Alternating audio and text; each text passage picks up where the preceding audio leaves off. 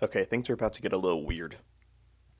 Warning, the Dub Talk podcast may contain language and subject matter that may not be suitable for younger audiences. Listener discretion, I say listener discretion is advised, son. Secondly, there will definitely be spoilers for any and all series being discussed. Be careful if there is a series that you have not finished yet, mijo. We don't want you getting spoiled, man. Third, the opinions expressed by our individuals belongs to the individuals and does not necessarily reflect the opinions of the Dub Talk podcast as a whole. I've seen things, people. CGI goldfish and pixel-defined backgrounds. Oh yeah, I've seen nonsensical architecture and eye-piercing color palettes with the saturation cranked up to candy corn.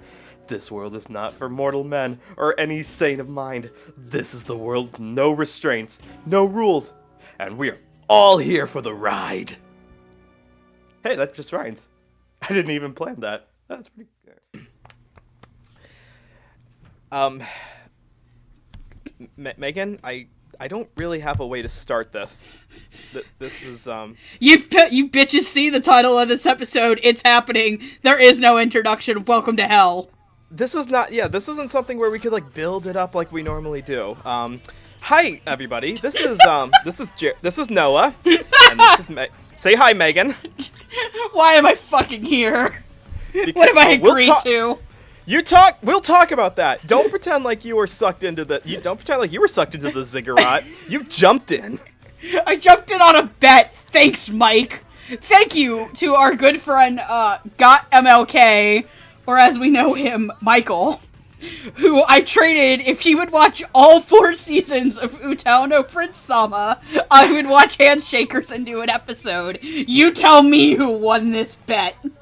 That's 4 seasons of a admittedly good genre show versus 1 season of whatever this is. Fuck this. I call it an abortion, but abortions are mistakes. And I don't think this was a mistake. This was intentional. This was calculated. This is what I get for making a bet with a dude who's into Ace Attorney and Toho. Even if the demons in the courtroom wouldn't get me, the ones in Toho would. So, this is Dub Talk, the podcast where we talk about English dubs for anime, sometimes alternative stuff, and occasionally we even dip our hands into the really weird stuff. The kind of anime that they tell you about in Legend, that the guy in the trench coat tries to sell you behind the 7-Eleven. This is the type of show that when, like, the baby weeb asks, what's a good anime, that the troll who says, if you want good boys love, go watch Super Lovers, says. Mm-hmm. You don't recommend this to somebody unless you hate them. We'll get into talking about that, because you're mostly right. There are very few people who I would legitimately recommend this to, because I have people who ask for recommendations, like, in the real world, and this is never something I've recommended to them. This is Handshakers, ladies and gentlemen. This is the 2018 Go Hands production that is all about the crazy visuals. It is very weirdly photorealistic in the backgrounds, heavy on the CGI for the weaponry, and has some of the weirdest looking character designs and camera angles and movements that you will ever see. The only thing this was missing is the CGI horses from Attack on Titan. Even those would have been a welcome change from the candy-coated insanity that was this. What was Here's the thing: they wouldn't even stand out in this fucking abomination to God. No, the like opening scenes where they're just showing like crowds of the city just like walking awkwardly against non-realistic background. Do you mean these same crowd shots that they use for every crowd in this show? The fisheye lens, the overhead shot with a bunch of apparently hand-drawn characters that don't fit in with the backgrounds at all. I thought you just said hand job characters. There's a terrible image I have of like Jessica Rabbit being drawn by the animator, but she's treating it like they're having a hand job. It's like, oh yeah, do that with that ink. Dip your pen into my inkwell. Oh yeah, do it, baby. Why are you letting Roger Rabbit get cucked by the animator? Because... Who NTR'd Roger Rabbit? I don't have a because of that, because that's not a mental image I want. Roger Rabbit is a good boy, and I hope he gets a better sequel soon. But for this particular production, this is a show that is very infamous around circles. Like Megan was saying, you don't recommend this for the plot. You don't really recommend it for the characters. You recommend it to see what the visuals and the overall themes do to people. And I am all there for that. Because you recommend this to somebody because you hate them. Sometimes.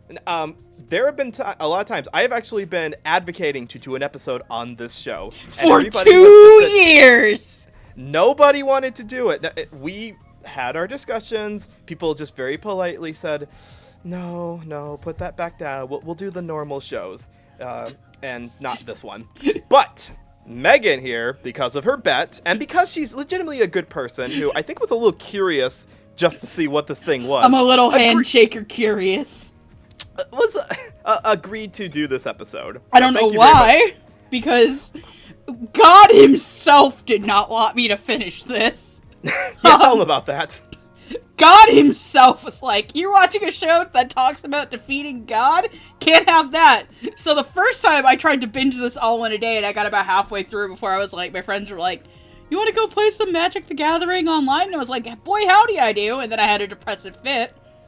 Why did you want to play Magic the Gathering when, if you wanted a good card game, you could have played Precious Memories? Please choke on your own cock. Please. That's a whole... Holy shit, we're gonna have to talk about incest. Yeah. Just... So... Fun for the whole family. If incest is what you like best, put your sister to the test. Or in this case, put your little brother. Your minor little brother. No, both minor, but... She was... Okay, true, but he was more of a minor? Yes. Like, he was at least, 12. Yeah. I don't think the judge is going to look favorably on her, is what we're saying. Judges are going to look favorably on anybody in this goddamn show. There's a lot there's a lot more questionable ethics than, do I want to fuck my brother? That's sad. That's really sad. Which is sad to say. No, so the first time I tried to watch this, my power kept flickering through it. Mm-hmm. And then today, as of the day that we're recording this, when I was trying to finish up the show, my power straight up went out for 2 hours. So you tell me what's a sign from God and what isn't. He was trying to send a very clear message to you. Madoka herself shot the TV and said you need to stop. Well, I'm glad that you were able to get through it just so we could talk about what this thing is. And I will explain what the plot is, because those of you who have not seen the show and are maybe a little hand curious about this probably want to know why is this so bad. Now, the premise is not really that bad. It's actually a pretty rote material before. Essentially, the main two characters of Tazuna and Koyori are just a couple of regular kids. Is Koyori even a character? Is she, Noah? In the strictest sense that she takes up space and advances the plot. That's the only definition. Okay. So, basically, this is a world where two partners, when they hold hands, develop superpowers that transport them into a kind of secret fantasy realm called the Ziggurat, where they have all kinds of different supernatural abilities to fight each other. Some characters control magical gears that can either act as a shield or turn into a giant sword. Some people have chains that can fulfill your hentai dojin. Some people have swords, some people have clones, some people have bouncing balls, like anything you could think of that could be turned into a weapon. They basically turn into a supernatural. So what you're saying is that if somebody was horny enough, they could have unlimited dildo worked. I am not saying that they couldn't. I'm just saying that the fine folks at Lion's Den Sex Dungeon probably would be super prepared for this. Is that the store that we pass by when we go get barbecue in Texas? Yes. Why do you know its name? Only because I've taken quite a few road trips, and you cannot take a road trip on any highway in America without passing the Lions. Oh, gotcha. I thought that was the express. No, okay, so when we go get barbecue in Texas, we pass a sex store that's furry positive, and one year we tried to bring Noah in, but he clung onto the pole like a panda. Well, don't say the pole. the light post on the street. It's a pole. It's nothing sexual. You God, can't you say pervert. It's not for me, it's for the rest of the listeners. You say he held onto a pole, they're gonna think something. I mean, that's their fault if they're writing Hardy X Noah fanfic. We need more of that. Okay. That's not the point. The point is that, so the entire plot of this is that the two main characters are basically up against different pairs of characters who have different superpowers, different complexes, and if they defeat enough characters, they will apparently be granted a wish by God. It's kind of a little vague. There's not really a way to verify that, but that is our driving force. The drive to figure out what is going on with these superpower characters, get your wish, and maybe break your eyeballs a little bit from the camera that can't stop spinning around all over the place. That's the main plot of this show. Just are we sure that anyone's gonna meet God? Are we sure it wasn't Satan at the end? Because probably looking at this show, I feel like I should have a wish granted by the very end, and that wish is to purge the memories of this show from my conscience. It's funny you say that, and a lot of people had the same reactions. A good indicator of that is if you go on ANN, people can rank the show. A lot of times a show will normally have either a lot of green and very little yellow and red to show negative sides. This show is all over the board. There's a lot of red, very little in the middle, and a whole lot of green as well. So this is like really loved it or hate this fucking thing. They could have been troll voting it. I mean, fair. Have you seen the people look like? Have you ever seen review bombs before? People. Oh. Atlas fans get mad when there isn't a new Persona 5 mention and they freak out like they got 36 presents instead of 37 this year. I was gonna say, because it's not like you haven't had multiple incarnations of that franchise in both anime and video game form to pick from, while those of us who are big fans of like legitimately good things like Haibane Renmei have only one season to enjoy. Shin Megami Tensei fans coming out of the woodworks this week, like, hell yeah! Look at this Matador meme. Jack Frost is gonna kick you in your nards and take your wallet. Oh, I feel so bad for that entire Nintendo post. Nintendo tried. They tried very hard to say, look, guys, it's from our partners. Is content coming out, not Mario. Sonic. Listen here, just let the Shin Megami Tensei fans have this. They haven't had things in years. We're lucky. We just literally gave a filet mignon to a starving animal. Exactly. Let him enjoy it in peace. You know who wasn't given a filet mignon? The writing and directing crew of this dub. The people who had to dub this, which oh god, there's a lot to unpack about this show, and the main reason we're talking about this is, one, for the novelty of it, and two, I legitimately think that this is a worthwhile endeavor to enjoy. And I'll lace my thoughts on that throughout this entire discussion, but the key crux of my argument is that animation is a medium that has its tropes and its normalcy to it that you can get a little complacent in. If you're going to make television animation and you've got this one opportunity, you may as well go all in with the crazy visuals, the questionable content, and make something that you won't get anywhere else. I kind of subscribe to the Ralph Bakshi school of thought of, you want to draw badly. It doesn't matter. People will watch it, and you may as well use this opportunity to make whatever you want to make. And on that level, I respect the show. Like, this is an anime original project, and there are a lot of anime original projects out there. I mean, this year had a couple. It invaded Decadence, which the less I say about Decadence and more that you should just be watching Decadence. Yes. Is all I need to say for that. But we've had like things like id. I say anime originals as in there's no like pre-existing thing to adapt. So not things like God of High School or Tower of God where they had like a webcomic and shit. A Place Further Than the Universe, which I think also came out in 2018. That was original stuff. Was that 2018? I thought it was a little earlier than that, but no, that whole year was it that year? I think it was the same year, but things like A Place Further Than the Universe, I'm trying to think of another original anime. Oh, I think Flip Flappers came out. It either came out in 2018 or 2017. I think Flip Flappers was 2017. But the point stands this: I respect you. I respect Go Hands for just saying, fuck it, we're gonna make this thing our way. Mm-hmm. We're not gonna be apologists to anybody. We're going to do this intentionally. And you know what? For that, I applaud it. What they made, though, is an absolute piece of garbage. And I don't mean the animation. Literally, if you would have had this show animated by, like, A1 Pictures or Cloverworks or something, this show would have still been fucking awful. Yeah, it's like Darling, it's like my argument with Darling in the Franxx, which is another anime original story. And I know there's a bunch of people out there who really, really like Franxx, or like Franxx for the first 15 episodes. Mm-hmm. And I say this the whole time when people are like, oh, let's blame A1 Pictures. Oh, this is a bad trigger show. My point is this. Take the studio nameplates off. If you had the same writing and directing crew and put it at another studio, the story is still going to be absolutely shit. And that's the thing about this show. And before I get into the dub of this, because I think this needs to be said, because I do think this affects the performances in the show.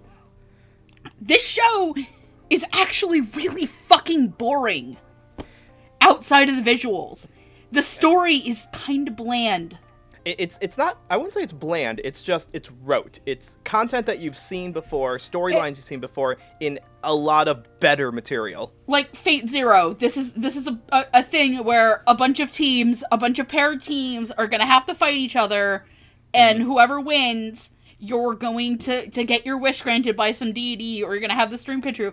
Right. I know a series that came out this year, there was Darwin's Game and Gleipnir. And I passed up on Darwin's Game, mostly because there was somebody really obnoxious being like, oh, Darwin's Game is the best anime ever. I'm like, okay, sure, whatever. Okay, take your juice box and go. You're afraid of Fruits Basket. But I watched the first episode of Gleipnir, which unfortunately isn't dubbed right now, and it is a Funimation co-production. So here's hoping down the line. That also has a lot of things like Handshakers, where you have a partner of characters, and the thing about Gleipnir is that he turns into a giant fuzzy-suited demonic mascot, and she pilots him by literally going inside of him. And I mean, wasn't that the plot of Attack on Titan, too? Nobody went inside... Mikasa never went inside Eren, unless you're into that. Unless you're into men getting pegged. And boy, are we ever! Damn straight. But the thing about Gleipnir is that Gleipnir took, from what I understand, took that whole idea of being stuck in this death battle where she can go inside him and use the framework of that to explore a lot of messy emotions, sexuality, blah, blah, blah. Mm-hmm. Handshakers doesn't fucking do that. Like, none of the characters in this have anything outside their base wish motivation. That's it. Yeah, they are very archetypal on purpose. Again, this is where I say it's not a mistake in that it's a failed attempt at something they couldn't accomplish. This was very much what they set out to do. Except for, I think that because of that, this is like a lot of final thought stuff, but I feel like with a show this polarizing, we have to do it first before we move into that.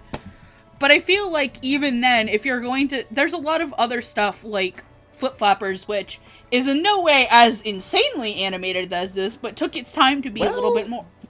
I've never seen Flip Flappers, okay? Okay, Flip Flappers is like what the artsy people point to as a good example of working outside the anime box to make something truly memorable. It's like, if you've got a half pike, like a skating half pike, Flip Flappers is on one side of it, on the complete high level, and then Handshakers is on the other side of it. They're at the same level, but they're completely on the opposite sides of the turnpike. I mean, even looking at something like Ping Pong, which is... Okay, any Masaki Yuasa show. All right, I specifically say Ping Pong because I think even counting Devil May Cry Baby, it's my favorite. Okay. Mostly because I haven't seen Keep Your Hands Off Ezoken yet, all the way through. Have you seen Kaiba? No, and I need to because if nobody knows, Patrick of Roots of Justice fucking loves Kaiba, by the way. I've been watching it very recently, and I think it may be my favorite Masaki Yuasa show. I have not seen Devil May Cry Baby yet, but I think of... You have to do that when your kids are gone. I have to watch Kaiba when the kids are gone, too. But the whole idea of you can have this weird animation that's artistic and stuff, but still tell a good story with fleshed out characters and depth and emotion, that's what loses me in this. It's, you know what, I can accept Handshakers being bad, like, quote-unquote badly animated, even though, like, you know what, fine, fuck it, I'll take it. It's animated. It's distinctly animated. It's but so distinct. Everything under that, though, doesn't serve a purpose. And that's what I think is going to affect a lot of what my thoughts are about the dub. Which so, we will jump. Let us jump into that dub. Interesting technical notes. You may be watching the show and watching the Funimation logo at the beginning and thinking, oh, I can go watch on a Funimation. So this was one of those shows that was made in the partnership between Crunchyroll and Funimation. Where Crunchyroll shoved this abomination onto them and said, dub it, instead of letting us get shows like, I don't know, Laid Back Camper, Place Further Than the Universe. Yeah, I don't know why Laid Back Camper or Place Further in the Universe didn't get dubbed. Like those seem like So do we! So do we! Instead, we've got to sit through dubs for shitty fucking isekai like Eighth Son. But the point is that currently, if you want to watch the show, it's on Crunchyroll, and but because of that, Funimation did dub this, and it was a simul-dub. So this was being dubbed as the episodes were coming out. I am so sorry. They worked hard. They worked hard, okay? Yeah, I want to give them full credit. Because we are going to bash some people in this section here, but we do want to acknowledge that they worked very hard to give us what we got. Yeah, we're bashing the work, not the people. Very much so. That's a rule of all of our episodes. Even then, it's not bashing, it's critiquing. If it was bashing, I would be more insulting. So, directing the dub for this, we have Jerry Jewell, and as our scriptwriter, we have Monica Rial. Now, Jerry Jewell, you have probably seen some of his fine work before in such amazing series such as First Love Monster, Shimonetta, or Valkyrie Drive Mermaid. Hey now, Shimonetta was a good anime. It's questionable. It's not the thing you can show children. I never said it had to be kid-worthy. I think it's a good show. I say that as someone who has an SOX flag right on my desk. You have one too, didn't you? We both got one from Youmacon years ago. I don't know where it is, and I try to purge most of that Youmacon from memory. Good point. Okay, fair enough. And now, Monica Rial, as our scriptwriter, you've heard some of her work in equally amazing shows such as Keijo, Sky Wizards Academy, and the amazing dub of Ghost Stories. You're such brave, strong, handsome men. Have you accepted Jesus as your personal savior? No, we're in a death game to try to kill him. Or whatever the follow-up line was. No, wait, I'm Jewish. We're not going to fill this episode with Ghost Story quotes, although we easily could. Drop the Krispy Kreme, Serpico. Well, okay, so this entire production... That is still my favorite joke. So I want to preface this by saying that this show is very awkward in the way that the characters are characterized, because like you said, they're not really characters who get fleshed out. They are 2D cardboard cutouts. who have to be directed to sound natural in English, because you can't just slap on Japanese archetypes, which is what the Japanese sub did. You know, it was archetypes like, oh, okay, I've seen a Tinkerer character before, I've seen a Moe blob before, I've seen adult who looks like a sixth grader role. Like those are archetypes that we've seen before. Jerry and Monica had to find a way to turn that into something palatable for an English audience. And they had two options. They could either go very hardcore with this and treat it like the auteur art that deserves an invisible dub where you don't realize that there is an additional track on top of it. Or they could say, fuck it, let's just have fun with this because we know this is a garbage show. And they took Route A. and they took Route A. They took Route A with most of the characters.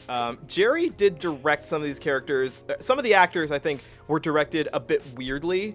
And that's because, although the show has a lot of sincerity in it, there's also a lot of kind of mockery to be had of the whole thing. There's tropes. Oh my God. Okay, I described every single Handshakers pairing as the setup to a doujin.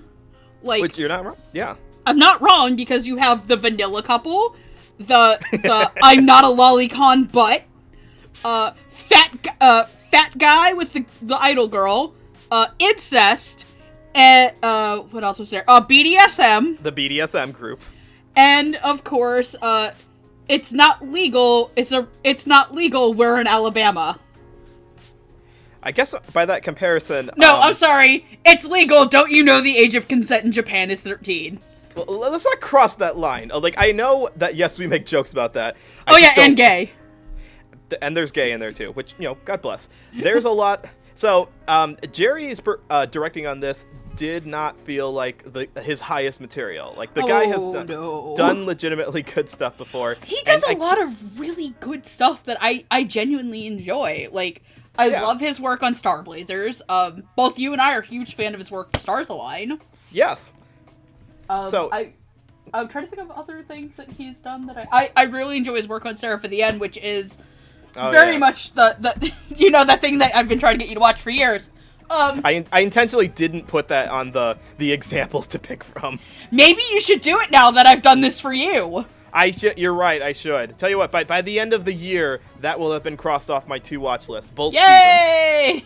seasons. It's only 24 episodes. That's true. That's just it's not a huge time crunch. It's just it's not like watching all of the 12 Kingdoms, which is it's kind of there's a situation where Arcada, one of the reviewers online, kind of talked about this, where he said he's intentionally held off on watching Porco Rosso because he doesn't want to live in a world where there isn't a new Miyazaki movie to watch. I kind of feel that way about Sarah for the End now. It's like, I don't know if I want to live in a world where I don't have this show to look forward to because it's been hyped up so much. Oh no, then I can just keep pounding your ass to watch Tokenrambu Hanamaru.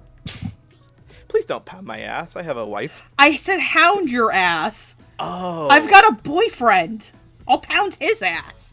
Good. Excellent. I hope he doesn't hear this and know what's coming. He won't, but I will.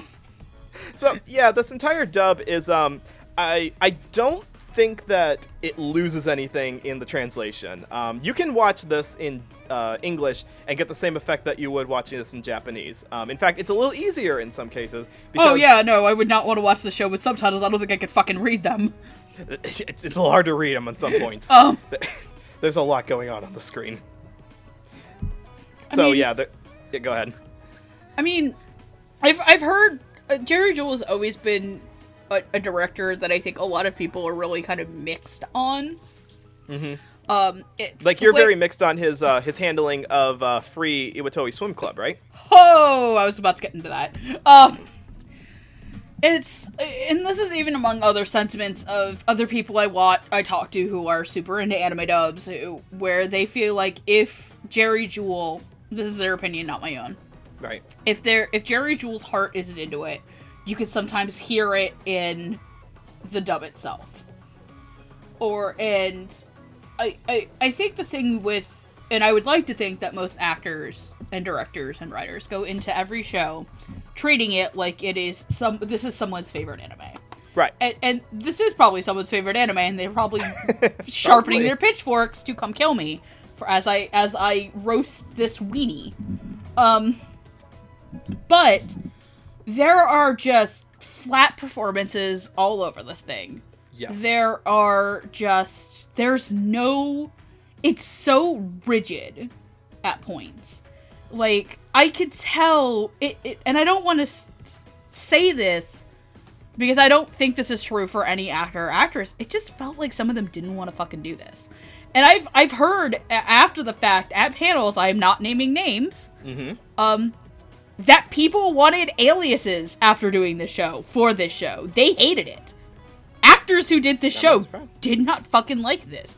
And knowing who one of those actresses is, I don't fucking blame her. And again, this has nothing to do with just the visuals. I know it's easy to point to that, but it's not the visual. It's not the visuals. It's the writing. Like, right. You think I'm kidding about the every couple is the setup to a hentai dojo? Hentai? I am not. Like, there are actively points of this show that, from a writing standpoint, make the vanilla parts of Dramatical Murder look like Saint material. That's a real accomplishment, because even the vanilla parts of Dramatical Murder were not for the faint of heart. Yeah, and even then, this dub is still better than that one. By a country mile. Abso-fucking-lutely. We need to have a bar of like Baymax style where like what level of pain are you in? Where it's like on the far end is like really good stuff like Fruits Basket 2019. The new Fruits Basket dub, and all the way here on the really bad scale is the Dramatical Murder dub. It's the Dramatical Murder dub and like like most of the 4Kids dubs in the 90s. Even some of those are like above, are like 1 or 2 levels above the very bottom. You know what? Yeah, I would say that because Dramatical Murder didn't also have to try to go get cut around censors. Yeah. Like, that was just bad. Like, that is still, I think, like, the benchmark of the worst dub we've ever talked about between the two of us. I can't think of it, because we haven't talked about what I consider to be the worst dub ever. Which is? I'll bleep this out so people don't know it, but I think it's... Oh, man. Oh, man. Yeah. But I think the thing is that, like, there clearly was effort put into this. Like, they clearly worked on this as if it was a project that they worked on. And let's be fair, not every show that comes into the world and gets dubbed is very good. Look how many, like, bottom-of-the-barrel isekai Crunchyroll keeps dubbing. Instead of dubbing shit like Ezokin, which is really popular. Look at, like, a lot of the early Sentai releases. Yep. Okay, to be fair, they also did, like, things like From the New World, so I can't be, like, that harsh. I mean, well, it's a mixed bag. It's a mixed bag. I intentionally picked out shows that some of these actors have been in before that are kind of, like, on the lower end of reputation to kind of contrast that. And we'll get to, like, I intentionally brought up Valkyrie Giant Mermaid. It's, you know, it's which not is something just that anyone looks softcore at porn. as. It's not anything that looked on highly, but no one has tried to pretend like the dub was unlistenable or anything like that. Yeah, like, even First Love Monster, which we covered, like, very long time ago, like, it's not unlistenable. Which I still haven't finished. Neither have I, and I never intend to. Absolutely not. That is straight up go to jail material. That is some fucking go to jail ass material, like some of the shit in this show. Yeah. So it sounds like okay. Yeah, so point stands. It's just like you gold star for effort, but this is not something that I'm gonna I'm only gonna recommend you watch the dub because I don't think it's feasibly possible to watch subtitles of the show. Yeah, the visual aspect of it does make it difficult for your eyes to focus on both of them. I mean, I did watch it in sub while it was airing originally, and there are some characters who talk a lot. Major props to some of the actors who had some of the longer lines. You know, there's some characters who have almost 0 lines, and I'm sure they had fun collecting a paycheck. And then there are other characters who monologue nonstop or make quotes nonstop, and we'll talk about those characters. But in terms of the overall performance here, this is, I suppose, the best we could expect from Jerry and Monica, because if they had played it 100% straight, like if they hadn't had some of the goofier elements or some of the flatter elements of it, then it would sound better than maybe the content deserves. Like it would feel tone dissonant from the wacky tone that the show itself is going with, because the show itself is not played 100% straight. Like, even discounting the visuals, it kind of acknowledges some of the weirder, questionable, please don't take me to jail aspects of it. Like, it acknowledges sometimes, and then it indulges in some of them. I mean, there's a lot of expert animators talk about how if you want to make good animation, you need to study things that are outside of animation, or else it will all become insular. Like, read books, study theater, just study stuff outside of your field of expertise so that you get new ideas. This feels like a production that was built entirely by people who have only played video games and read manga and watched anime before. So that entire element of it means that it has to be a little self-aware and a little bit goofy, and we do get that with some characters. Some characters are allowed to be goofier than others, and I think those ones deserve higher props. Some other ones, like you said, just kind of checked out and didn't feel like they were really wanted to be in this production. So I believe the best way to really illustrate that is to kind of get into who those characters are. Characters in big air quotes there. Big character air quotes. Yeah. What we're going to do is there are a lot of pairs in the show, And what we're going to do is we're going to go through them pair by pair, and hopefully not spend hours and hours on each one, which we easily could do. We could totally turn this into a Ken Burns-style documentary that takes days and days, but we'll try to keep it concise.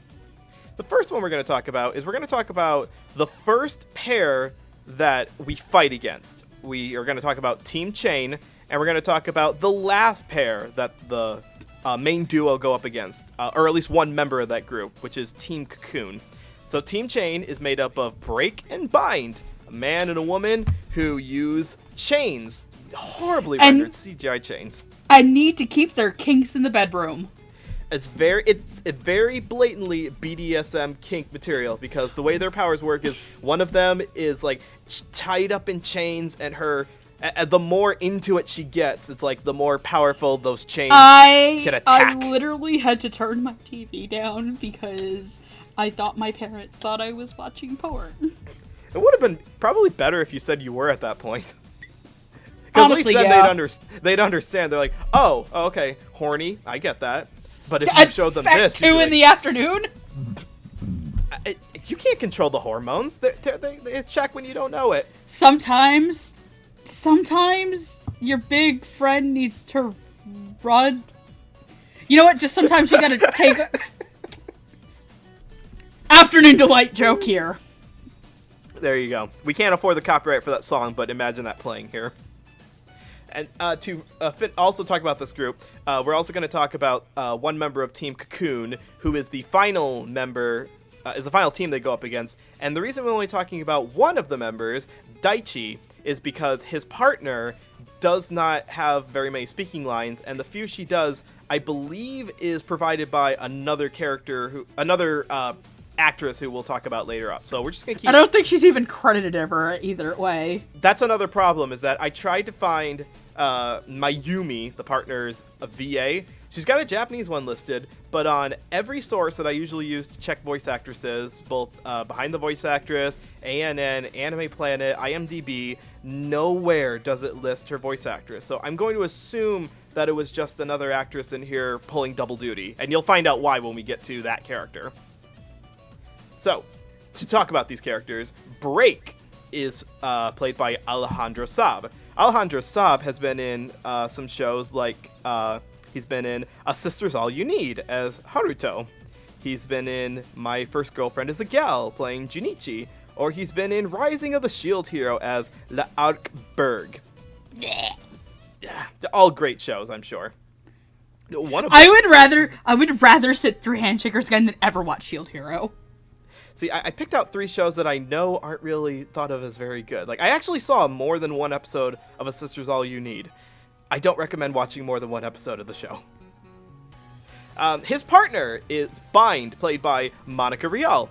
Now, I usually write down roles for actors to fill out this section here. I didn't write anything down for Monica Rial because I think everyone here knows who she is by this point. But if you don't, and you're new here, she is Cruel Tempest in Seraph of the End. She is I'm Doing Things Off My Shelf. Oh, there you go. I'm trying to think. Suyu Asui in My Hero Academia. Yep. And she is Rize in Tokyo Ghoul. There you go. And those are actually respectable shows. So, yeah, Monica's. The manga for Tokyo Ghoul is respectable. The anime is your mileage may vary. Yeah. And rounding out with Daichi, we have Chris Waycamp. And Chris Waycamp is, let's see, what has he been in before? He plays Master in Kakario. He plays Bruno in The Royal Tutor. And he plays Willibald in Isekai Quartet. Those are 3 respectable shows. They are. I got a little nicer when I got down towards the bottom. Although I still need to watch The Royal Tutor, but I've heard good things about it. The Royal Tutor is great. Don't shit on The Royal Tutor. Alejandra's in that too. No, I would never. Kakario is also a good show. So I know these are... I need to buy part 2 of Kakario. I'm hoping it's on the Right Stuff sale, like at some point this month. So yeah, let's just break into it. Let's break into it here. I hate you. Alejandro is probably the flattest sounding of the main characters we're going to talk about here. I'm sorry to say. I don't think he's the flattest. Oh.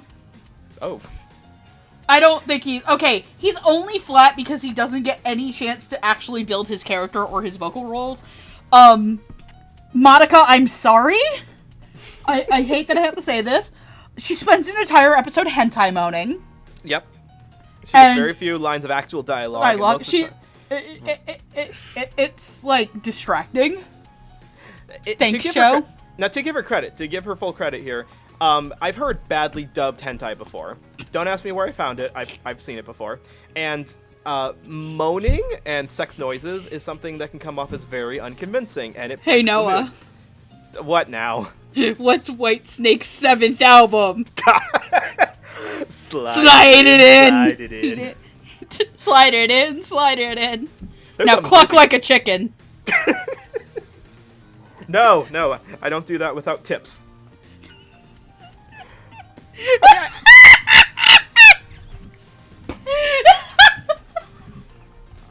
I'm gonna take another sip of this. By the way, both of us have picked our. Both of us have alcohol. Don't tell Lilac, because she told us no alcohol on any future recordings. That's a lie. I drink for the dubbies. We earned it. That's true. For this one, we totally earned it. So I'm gonna. I'm gonna be real with you, audience. Do any of you actually care that we're talking about the dub of this, or are you just here for the train wreck? Oh, we'll give you both. We'll give you respectable comments and alcohol jokes. But yeah, no, there's bad hentai moaning. At least Monica did a good job, and she sounds caring and like she has a character for her 2 lines of Walla, because like in the very last episode where they're walking away and they're like, "Oh yeah, I remember when those kids beat our ass." Yep. And they have such a normal sounding relationship after that. They're just looking at guitars and like, "Oh, you want to be a musician?" And Alejandro's like, "Yeah." Yeah. Oh man, those kids are about to go punch God. I hope they have a nice day. Everybody's so chill after the battles. Like, that's what I never get about these battle shows. They're chill during the battle in this show half the time. The finale fight in this is literally backed up by smooth jazz. Oh, the soundtrack on this is You're right. There's classical orchestral music, or there's smooth jazz playing. It's like very not like you would expect like dubstep heavy techno beats for. I would have taken the wub wub wub wub wub. So yeah, this entire duo here. The reason we're talking about them first is just because they're the first ones to show up.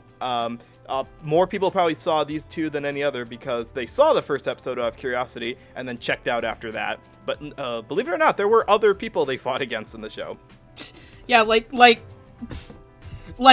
no, you're the abusive scientist. No, you're the abusive scientist. You both fucking suck. They do. So yeah. Literally, when Chris Waycamp and the other doctor are talking about who's morally right, I'm sitting there on my Discord yelling, "Show, you are not smart enough for this. You cannot handle this. You are not Gen Rabuchi. Shut the fuck down."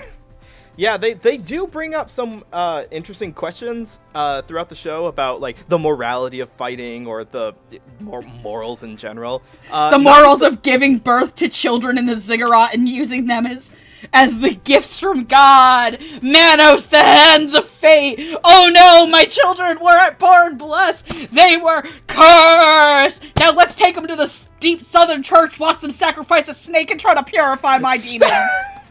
Are you referencing that Twitter post about the worst date ever? Yes! Of course you would. Dr. Octagawa is speaking in tongues! I need to find a screenshot of that and post it up, or else no one in the future is going to know what we're referencing. But yeah. Dr. Octagawa is speaking in tongues. So, okay, Chris Waycamp's performance in this, like, I want to give some props, some non-backhanded props. He sounds all well and good when he first shows up, because he's got a low and threatening business-type voice. He's like, he's an adult-looking character who is, kind of brings the mood down a little bit by enforcing to the characters that what you're doing is not all fun and games. When you fight someone, you take away their wish or their ability to get a wish so that you're happy, and I bet you never thought about that before. That's the good parts. Like, that's the respectable acting portions of it that Chris gets to show off. And then we get to the actual fighting scenes or the emotional moments later on, and where Chris Waycamp's character literally is written to have shitty emotional expressions. Therefore, Chris Waycamp, an actor who is far more talented than belonging in this show, hell, everybody is more talented than being in this show, has to be forcibly neutered of his acting balls. He does. Like, there's one line in particular where they're fighting each other, like the pairs are fighting off, and he's like, I can't believe it. They took the hand of her enemy. Yeah, like, holy shit. That entire final battle was one of the most boring things I have fucking sat through, and I like Natsume Ono works. Ooh. So I love Natsume Ono. Her shit's the best, but, like, people like to call them boring because they're bitches. This was not that. This was, correct me if I'm wrong, but this fighting was boring because of the fact that it was just CGI objects bouncing around the screen at each other. And the acting from everybody in those scenes, including Chris. Like, Chris, I love you. Like, as a friend, not like, I love you I love your acting. Mm-hmm. I love a lot of people's acting in this. The way that the show purposely writes these characters, mm-hmm. combined with what we talked about of how much of everybody's heart was in this show, the way that it comes off in final battles, especially in shit like this in death games and stuff. Like, I keep bringing this up because it's my favorite of the genre. Go watch the final fights of Fate Zero and how much emotionality those actors put into that, or the ending of Fate Unlimited Blade Works. Watch how much emotionality and stuff they put into that. I have literally not watched a death game anime this boring since Junie Tyson, which is the equivalency of watching paint dry. And I think a good chunk of that is because there are no stakes in this. They try to set up the other fighters as legitimately competent or, worth battling against, but at the end of the day that our main characters are going to win no matter what. And it's not always through like clever strategies or always working together. It's usually just by like believing in each other and having the greater willpower, or in some cases like their fate willed them to get it. Yeah, we get into some tarot shit later on in the show. Or in Chris's character's case, it's, I want to fight to find their parents and save the twins. Okay, mm-hmm. Cool. You've literally dropped this on us in the last 2 episodes. I don't give a shit about that because the series has gone out of its way being like, look at Koyori. She's come such a long way and blah, blah, blah, blah, blah. And you're never actually exposed to the other side because, frankly, the series is... now. She can cook and speak. But you're never exposed to getting to see Chris's character outside of these kind of like moments where it's like, that's not your sister, stop acting like it was. Yeah. Blah blah blah blah blah. Like, yes, he's not a shaker. Yeah, he's not a character, he's a prop. And he's acted like a prop. And like I said, Chris is a really talented actor, and we're not doing this to bash on him. It's how much, and it's always a thing where a lot of people don't want to admit this about dubs, is, yes, the quality of the dub is affected by the show that they're given to. You can ask an actor to act so far, and some actors can push beyond the material that they're given, but sometimes even pushing past the material that you're given, if you're in such a, if you're asking somebody to climb if they climb 5 feet out of a 50-foot ditch, that's, you're still in the ditch. Yeah, and this entire show was kind of a fun exercise in, what can we do visually without pushing story beats at all, which I fully respected when it first came out, because I thought it's very difficult to make original content that has like something new and fresh on the story side of it. So why not just go the archetypal routes that we're used to while pushing the visuals instead? But that unfortunately does mean that a lot of these actors don't get to stretch outside of their normal their expected archetypes, especially with things like Chris and Alejandro. It's very serious. And poor Monica. And then well, a lot of it is not really gonna lend itself to like saying, oh, this was my favorite character. Like you could say like, oh, this was my favorite fighting style, or like this was my favorite battle of the whole thing. Like maybe, but you're not gonna say that Alejandro's character, that Break and Bind, were like your favorite characters of the show. So with that, I guess we'd say that these actors deserve better content. And they've all of them have acted in much better content since. Right. And before this, so. That being said, I am kind of glad that they did take this up. I kind of feel like this was almost shielding some of the newer talent, because, like, imagine this: you're a new talent that is. Oh, this is a show that they would throw them to the wolves on. But imagine that you're a new actor or actress, and you're very talented, and you deserve to be as recognized as some of the veterans, and then you're in this show, and that stigma sticks to you. Like, people will only remember you for that, and thus make it more difficult for you to advance further on down the road. If that was like the entire cast, then I don't know if we would even be talking about this. I don't think we'd be this harsh either. Yeah, we would probably. I don't think I'd be this harsh either. I'm surprised this wasn't given to also a first-time director. I don't think they really had any. They hadn't really created a field of people who were ready to take on that task just yet. They would Funimation would in later seasons, like 2019, 2020. There's lots of first-time directors. Even back as far as 2016, because Jade Saxon's first solo directing gig was Token Rampu Hanamaru. Okay, that's a good point.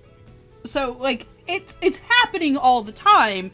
You just don't know when it is. But, like, again, this is one of those. I'm very surprised that one, they didn't give it to a director who isn't handling 2 shows a season, or B, a newer director. But that's final thought stuff. And I mean, there's we'll move on in a second, but there's a possibility that because the show was very infamous when it first came out, like a lot of people were talking about it, they probably thought, oh, we should give this to a crew that will. I think directors are determined before the show even airs. But there was like promo material coming out. There were trailers. There was like small clips that showed very heavily what the visual style of this was going to be. So it's not like Funimation went into licensing this not knowing what it was that they were getting into. Okay. So moving on to some other characters here. These ones are a little more fun and a lot more squeamish. Let's talk about Team Sword for a little bit here. If you're not familiar, Japan has this phenomenon called idols, which are essentially singers and dancers who excuse me, America has them too. Don't act like you didn't live through the era of Backstreet Boys and Sync. Okay, you're asking a hetero guy this question, first of all. Excuse me, we had the Spice Girls. You had the Spice Girls. I'm not British. They were big in America. For like a minute. Cheetah Girls? Okay, fair enough. Cheetah Girls, okay, that was a little after my my teen time as well. What the fuck were the British ones called again? One Direction? Okay, that's also after my time. My point, okay, yes, people listening to this are familiar with what an idol is, but the reason I bring that up is because this set of characters here is an idol and her manager. Let's talk about Kodama Awaza and Hibiki Moriyama. Fitting your cute idol girl, fat bastard in a hentai. Ever since, yes, we've had that idol. We've had idols for a while. Like, as Zombieland Saga has shown us, idols have existed for a while, but it feels like a requisite that they have to be in every show now. Screams in the direction of Lapis Relights, a show whose very existence I love and hate. Like, why did they make this cutesy, awesome fantasy world where witches can do magic by whistle tones, and they have Japanese-looking fucking outfits, and there's magic stereos, and magic bell-shaped glow sticks? Okay. Megan, bring it in. We need that rage for later. I will contain myself. Thank you so much. Have a cookie. Thank you. Okay, I will eat this cookie raw XD. Go nom on the cookie while I read the credits out. Nom nom nom. Kodama is voiced by Bryn April, Bryn April has been in such heavy hitters as Kotari in Day Day Live. She is Prina in Ladies vs. Butlers. And she is Nagure in Ultimate Otaku Teacher. All 3 shows that I started and never finished. Hibiki is voiced by Sunny Straight, who is, in more recent days, is really good at playing, like, cute mascot characters. Like Buer in Pandora in the Crimson Shell Ghost Urn. Noah's favorite things. Press F ports to play respects. Thank you. I expect all the comments to be nothing but Fs in the comments now. He's also Tamon in Drifters. Oh god, I'm angry now, because I can't watch that. I can't watch the dub of that. Oh, I'll buy you a copy. Thank you. I'll reimburse you. And he's also... no need. For something that maybe the modern listeners may know him from, he's Augustus in Black Clover. Is that little fucking bitch king? I wouldn't expect any less from Sunny, because just to jump into it, Sunny and Bryn are both great. And of all the characters in here, I feel like Sunny was having the most fun. Because my question is this, why was he 2 different named characters? I don't know. Because he's also his dad. Well, I mean, it's just getting more for your money. Okay, in a cast this small, I will say this, though, don't double cast people. Okay, to be fair, these 2 characters don't show up until episode 7, and the dad shows up in the very first episode. So there's a chance in a cast this small, don't double cast people. I'm not going to complain, because I'm glad Sunny got to be Sunny all over this character. You know. Oh yeah. Okay, so like you were saying, he's like a little larger sized manager character, but he's hamming it up. They ordered Sunny with extra ham, basically. They ordered him Sunny side up, and he's, his modulating voice is going up and down. He's a perfect match for this nerdy character who's super happy about helping his idol friend out. And every line, like, he's got lots of goofy lines in here that match the scene very well, even in this death game kind of scenario where you could question the questionality of these 2 being in a relationship. It's still fun to listen to. I appreciate cartoony acting every once in a while. Yes. Also, B, your address has not changed, correct? Okay, you're not serious, are you? Oh no, I'm dead serious. Okay. No, I haven't. My address has not changed. Just type it in the Skype chat for me so I can double check. I'll put it in later. No, I want to do it on recording. Fine. All right, fine. Fuck. All right, fuck it. We'll do it live. Fuck it. We'll do it live. Do it live. While you're fucking doing it live, I'm going to talk about Sunny and Bryn, who, honest to God, I think are actually the best 2 performances in the show. Really? Like, Sunny's having a good time. Sunny's character is this, like, wacky... Like, I'm happy they didn't give him the fat guy voice. Yes, that's true. That is the bane of my existence, the fat person. Oh, yes. And Bryn had... I actually thought that was Alexis Tipton at first. Understandable. Bryn had this great confidence, airy, bratty attitude of hers. I kind of started forgetting the actual character's name and just kept calling her Nico. Because she looks like shittier Nico from Love Live. I mean, that's surprising. I wouldn't be surprised if that wasn't, like, a character inspiration. I mean, she is the universe's #1 idol, Nico Ni, found dead in Miami. I'm refusing to actually agree with you because I haven't seen Love Live, so I haven't picked a favorite yet. And now Megan's like, you are dead to me inside. No, it's okay. Not everybody's seen Love Live. I'm not that type of person. I know I should, and I feel compelled to. I can't can't afford to buy you Drifters in Love Live Season 1. Don't. I should have bought... Actually, I think it just went out of print. I should have bought it when it was on sale on Right Stuff, but that's my own damn fault. Yes. So, but I agree that Bryn's performance has one quirk to it that is unfortunately very difficult for any actress to cope with. She has to quote a whole lot. Oh yeah, this bitch keeps quoting fucking every time. Scientists, politicians, authors, poets. What?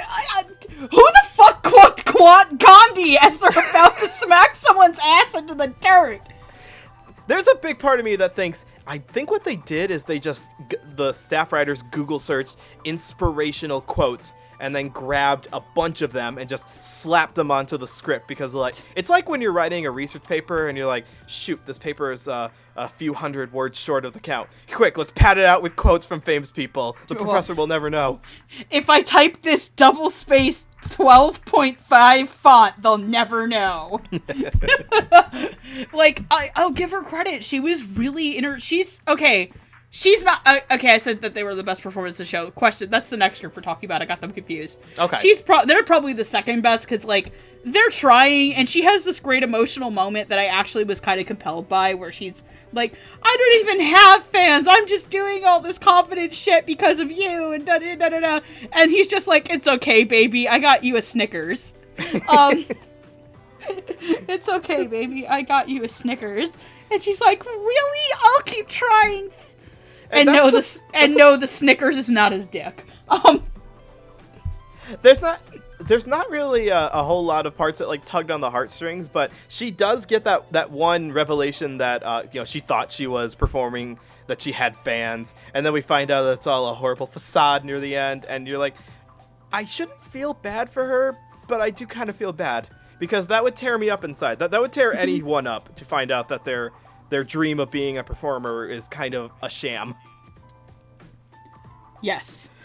And Bryn's crystal clear delivery is carried throughout. For all the lines she had, like I'm sure her dialogue sheet was just like pages and pages of you got to say all these lines into the microphone. She never drops her very professional veneer at all. And it contrasts really well with Sunny because, like we were saying, Sunny's just all over the wall, just Mark Hamilling it up to the nth degree. He's having a great time. He sounds like it. Like it's not cynical. It sounds legitimately like someone who's having fun in the recording booth without ruining the character. This is not a ghost story situation where they took straightforward content and just punched it up with Stephen Fosterisms.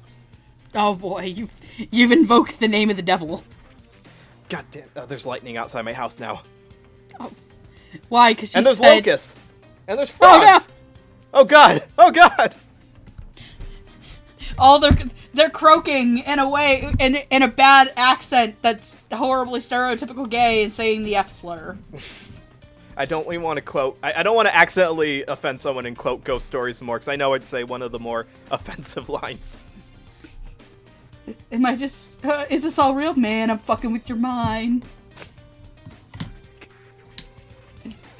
You smoked all of it, didn't you? No, you smoked all of it.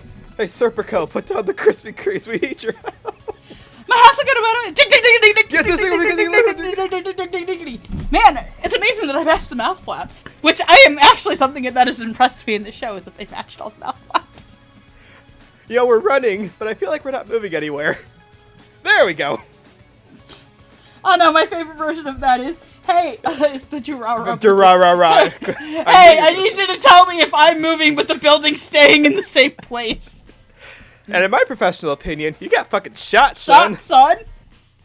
That's nothing to do with what we're talking about. That's the next character. No! Oh my god, that's who that guy... Oh man, we get to the last group, I'll say it. Okay. But no, I think I'm good to move on from here. Yeah, but point being is that these two are probably the least problematic of the whole group that we talk about. And, for much as we complain about idols being kind of shoehorned into content where they don't always belong, like The World God Only Knows or any other things like that, it's not really a bad duo, and I'm glad that we got like legitimately funny performances out of this whole thing. So major props to Bryn and Sunny. They were probably given the least problematic characters to work with anyway. Now let's move on to two characters who are also not really problematic, but just play the same joke over and over again, and that can get a little grating. Look, they may play the same joke over and over again, but I'd still wish the entire show was about them.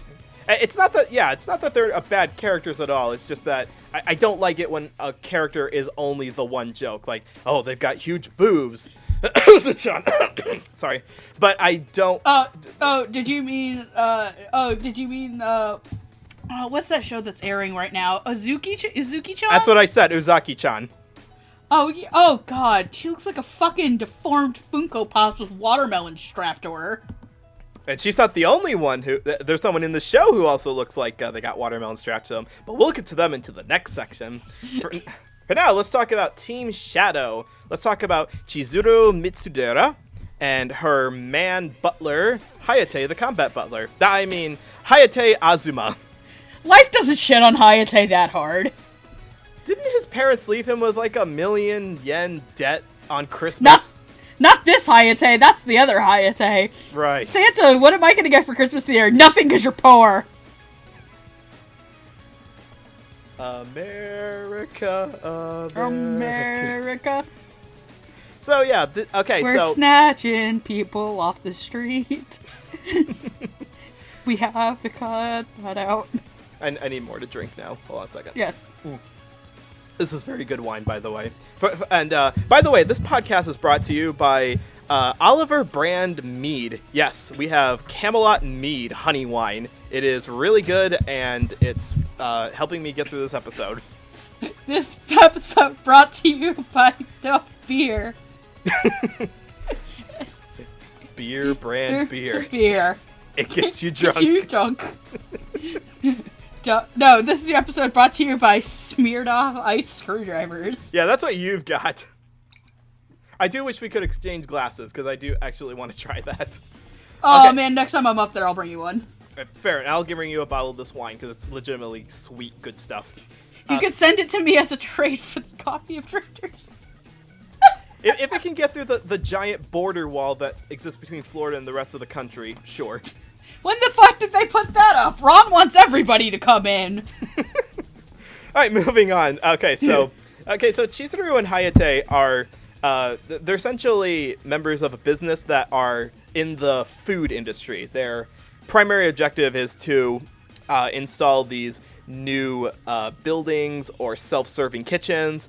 A lot of that doesn't really lend itself to the plot at all. It's just a fun quirk that they have. But the reason that Chizuru was even in the show is because she's designed to look like an elementary schooler. And she's not. She's an adult. She's actually older than Hayate, who is her junior. But they hammer that joke home over and over again. People mistaking Chizuru for being a little kid. And she has to say, "I'm not a little kid. I'm an adult. Why are you acting like the boss? Get back under my foot, you bastard." She's there for all the people to wink to her and go, but she's really 1,000 years old. Nope. You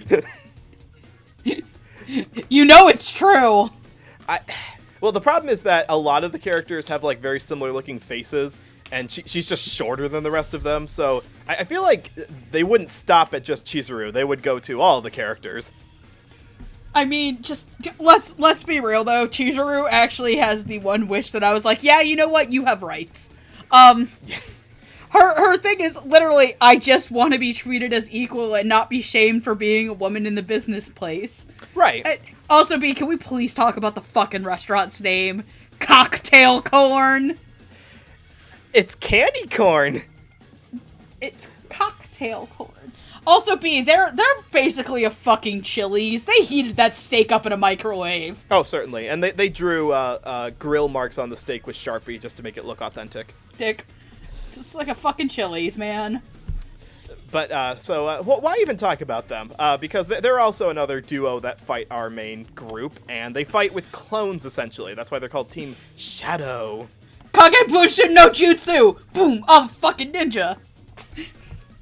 Ninja Clan, here we stand! Naruto, I'm on my way! Sasuke is really cool, and Sakura, the beautiful. Have you never heard the German Naruto opening? No, I've only seen the Naruto abridged series by Lil Karibo. Oh my, that wasn't even him. That was Masako X and another dude. No, he did a Naruto the abridged spinoff. Transformation sequence. You transformed into yourself? Sometimes I like to take this form and spend hours just looking at myself. I need to send it to you because it's so fucking good. Okay. And by good, I mean it's awful. No, that's what I'm looking forward to. Okay, so to actually introduce these characters, Chizuru is voiced by Sarah Wiedenheft. Sarah Wiedenheft is someone that you've probably heard in quite a few things before, but maybe you've heard her as Aika in Gonna Be the Twin Tail.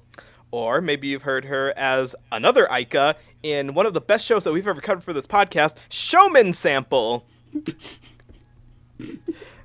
Bar titties! Bar titty everywhere! Poor Alman. I remember when he got sucked into that episode as like his first introduction to this whole podcast. The poor man. That man deserves a bottle of wine. Sarah's also been in a lot of other stuff, good stuff you've probably seen before, like Miss Kobayashi's Dragon Maid, and she's just done a lot of great stuff. Another person who's done some great stuff is Hayate's voice actor, who is Aaron Roberts. And he's been in stuff like Wilhelm in Dies Irae. He's also been a couple of Michaels before. Like, he's been Michael in High School DxD, the whole franchise. And he's also been Michael in one show that I really need to get back to watching because I thought the first episode was really funny. Dime Dollar, Prince vs. Penguin Empire, a.k.a. Penguin Dicks, the series. My front feathers, they're hard. I don't even know. I remember getting really shit-faced. Yep. One New Year's. That's when I saw that. And did you watch Apocalypse Zero with us? Yep, it was you, Hardy, Lilac, and myself, and we watched Apocalypse Zero, we watched Dime a Dollar, and I think there was another OVA in there that you made us watch, but I can't remember which one it was. I thought I made you guys watch the Dramatical Murder OVA. That's what that was. There was. That was the Dramatical Murder OVA. Oh man, that was the New Year's I got really drunk and tried to eat an entire Pizza Hut pizza. I don't remember that part, but that sounds believable. It's me. Why wouldn't I eat an entire Pizza Hut pizza? Anything's a personal pan pizza if you try hard enough. Yeah, you fold it in half and then fold that again, and voila, you got a calzone. Just like the food they serve in this restaurant. Heyo! Holy fuck, you're right. A pizza is just a folded over calzone. Holy shit. That's literally all it is. No, you're telling me I can just get a big pizza and then fold it over and yep. I have not a taco. No. But a calzone. Right. I mean, it doesn't hold together entirely like a calzone, but just, squeeze the edges together, maybe get some frosting to hold it together, and voila, you got a giant-ass calzone the size of your head. Only with New York pizza. You can't use it with that abomination called Chicago deep dish. Hey. Sauce, with its sauce out like some kind of marinara whore. Oh, I could recite to you the entire Jon Stewart Chicago-style pizza rant. I could if I wanted to. Oh, fuck, I love that. But I won't. Slice it open and slide inside of it like a tauntaun. For real, though, do you legitimately not like Chicago-style pizza? I've never had it! I think you would actually like it. I've had it. Oh, I probably would, and I'd get the shits after because tomato sauce doesn't agree with me. You know what Handshakers is? Handshakers is what comes out of my ass after I eat tomato sauce. Good God. And there's a lot of that in Chicago-style pizza. Okay, let's focusing on these two here. Now, I think you were trying to say that Sarah and Aaron were the best performance duo. Oh, they were having so much fun too, especially Sarah. Like, I love when Sarah gets to play like gremlin-y characters and like not the cute little like. Okay. At any other point in time, Sarah Wiedenheft would have played Koyori. She would have been the little quiet waif girl. I mean, that's debatable. I mean, because, okay, this came out lot of in early 2018, Sarah. so, like, soon after Kobayashi's Dragon Maid, which... Early Sarah. Yeah. Okay, that... okay. Earlier Sarah. Like, I always knew her for, like, really soft-spoken characters. Right. Man... Hayate, Chizuru has, like, goals. I love her, and she deserved to be in a better series than this. Like, I feel like if she was put into a series with a more capable writer, that her motivations and willing to fight would be so well represented. And I think Sarah tries her damnedest.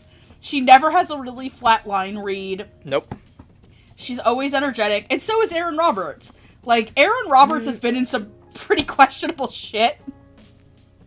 And, I mean, he's not as pitch perfect as Sarah is at times, but I can still tell he had his heart in it. Now, see, I'm going to disagree a little bit on that, because I feel like Aaron was directed to be slightly awkward, because he's not like a social, or not a social, he's not a climb the corporate ladder kind of guy. We see him that he's just kind of, he's a little awkward, but he's comfortable helping Sarah's character out, Chizuru out, and because of that, I feel like he was directed to be a little bit awkward. So he's got some weird line reads a couple of times. Like, there's one part where he says, "Yeah, they make me jealous." And I can't reenact that entirely here, but I don't think it was as pitch perfect, but I do think it fit with the character. And this is kind of that balance of having a goofier performance that I'm thankful for. I'm glad he was directed to be the way he was, because if he was just the kind of meek, meager, put upon guy who Chizuru kind of pushes around with no personality in his voice, then it wouldn't be as enjoyable. They wouldn't feel like a well-matched pair. Yeah. Also, I'd like to point out that I put the bara titties everywhere. Andrew just replies back, bara everywhere and not a peck to squish. You're welcome. You get to... I won't dunk on you tonight for that one, buddy. Tonight's dunk target. We all dunk. Spin, spin, spin. Who are we dunking in the wash bin tonight? It's landed on Jamal. Oh, don't do that. No, nobody deserves that. Okay, fine. I'll just dunk on this show instead. I mean, okay. Can't you find, like, a fictional person to dunk on instead? Can I dunk on Ron DeSantis? Yes, you can. I had to think about that. Yay! I was like, is that fair? Yes, it is. Go ahead and dunk on Ron. Fuck you, Ron. There you go. But yeah, I feel like I do agree with you that Sarah sounded like... I wrote down that she felt like the least awkward of the cast because... And here's the thing. She's clearly a tsundere stereotype, Chizuru is, without the pigtails, which makes it very difficult to believe. But I'll try to believe that. She's just got one big pigtail. That doesn't count. Yes, it does. Like, okay, according to the law of anime that was written by the anime gods millennia ago, all tsunderes should have pigtails. It's just the way things are. Look, I know they're the reins for when you're writing, but sometimes you just gotta take the reins in one hand instead of two, and a ponytail helps with that better. And trust me, we all know that Chizuru and Hayate are fucking on the we all know that Chizuru's getting some... about that. No, I don't want to think about that mental image. Come on, Chizuru's totally getting some of Hayate's cock corn. I don't want it. No, you stop that right now. They are in a platonic business relationship. There's absolutely no shit. Yeah, business in the front and a party in her back end. You just love destroying everything I hold dear, don't you? Yes, I do. He's gonna give her some cream corn. Stop! This bottle is only half empty. Don't make me finish the whole thing off. I don't want to repeat. Make me! I don't want a repeat of the Brothers Conflict episode. Make me! I can't. That's the sad thing. I have no control over you. Just like... Oh, if you think this section's bad, the next is gonna be worse and you fucking know it. How could it be worse? No, don't answer that either. I know there's worse out there. I just don't want to think about what it's going to be. But no, like, I totally agree about Aaron having, like, dorkier line reads and stuff. Especially, I do think the only time that he was a little bit awkward is when he gives that huge info dump in episode 10 where it's like, well, son, one day you're going to have to hold something besides her hand. May I suggest you go up a couple of degrees and a little bit over to the right. Or the left, depending on where you're holding. I have to wonder if the home video release was actually uncensored, because there's a couple of god beams in some of the scenes in this show.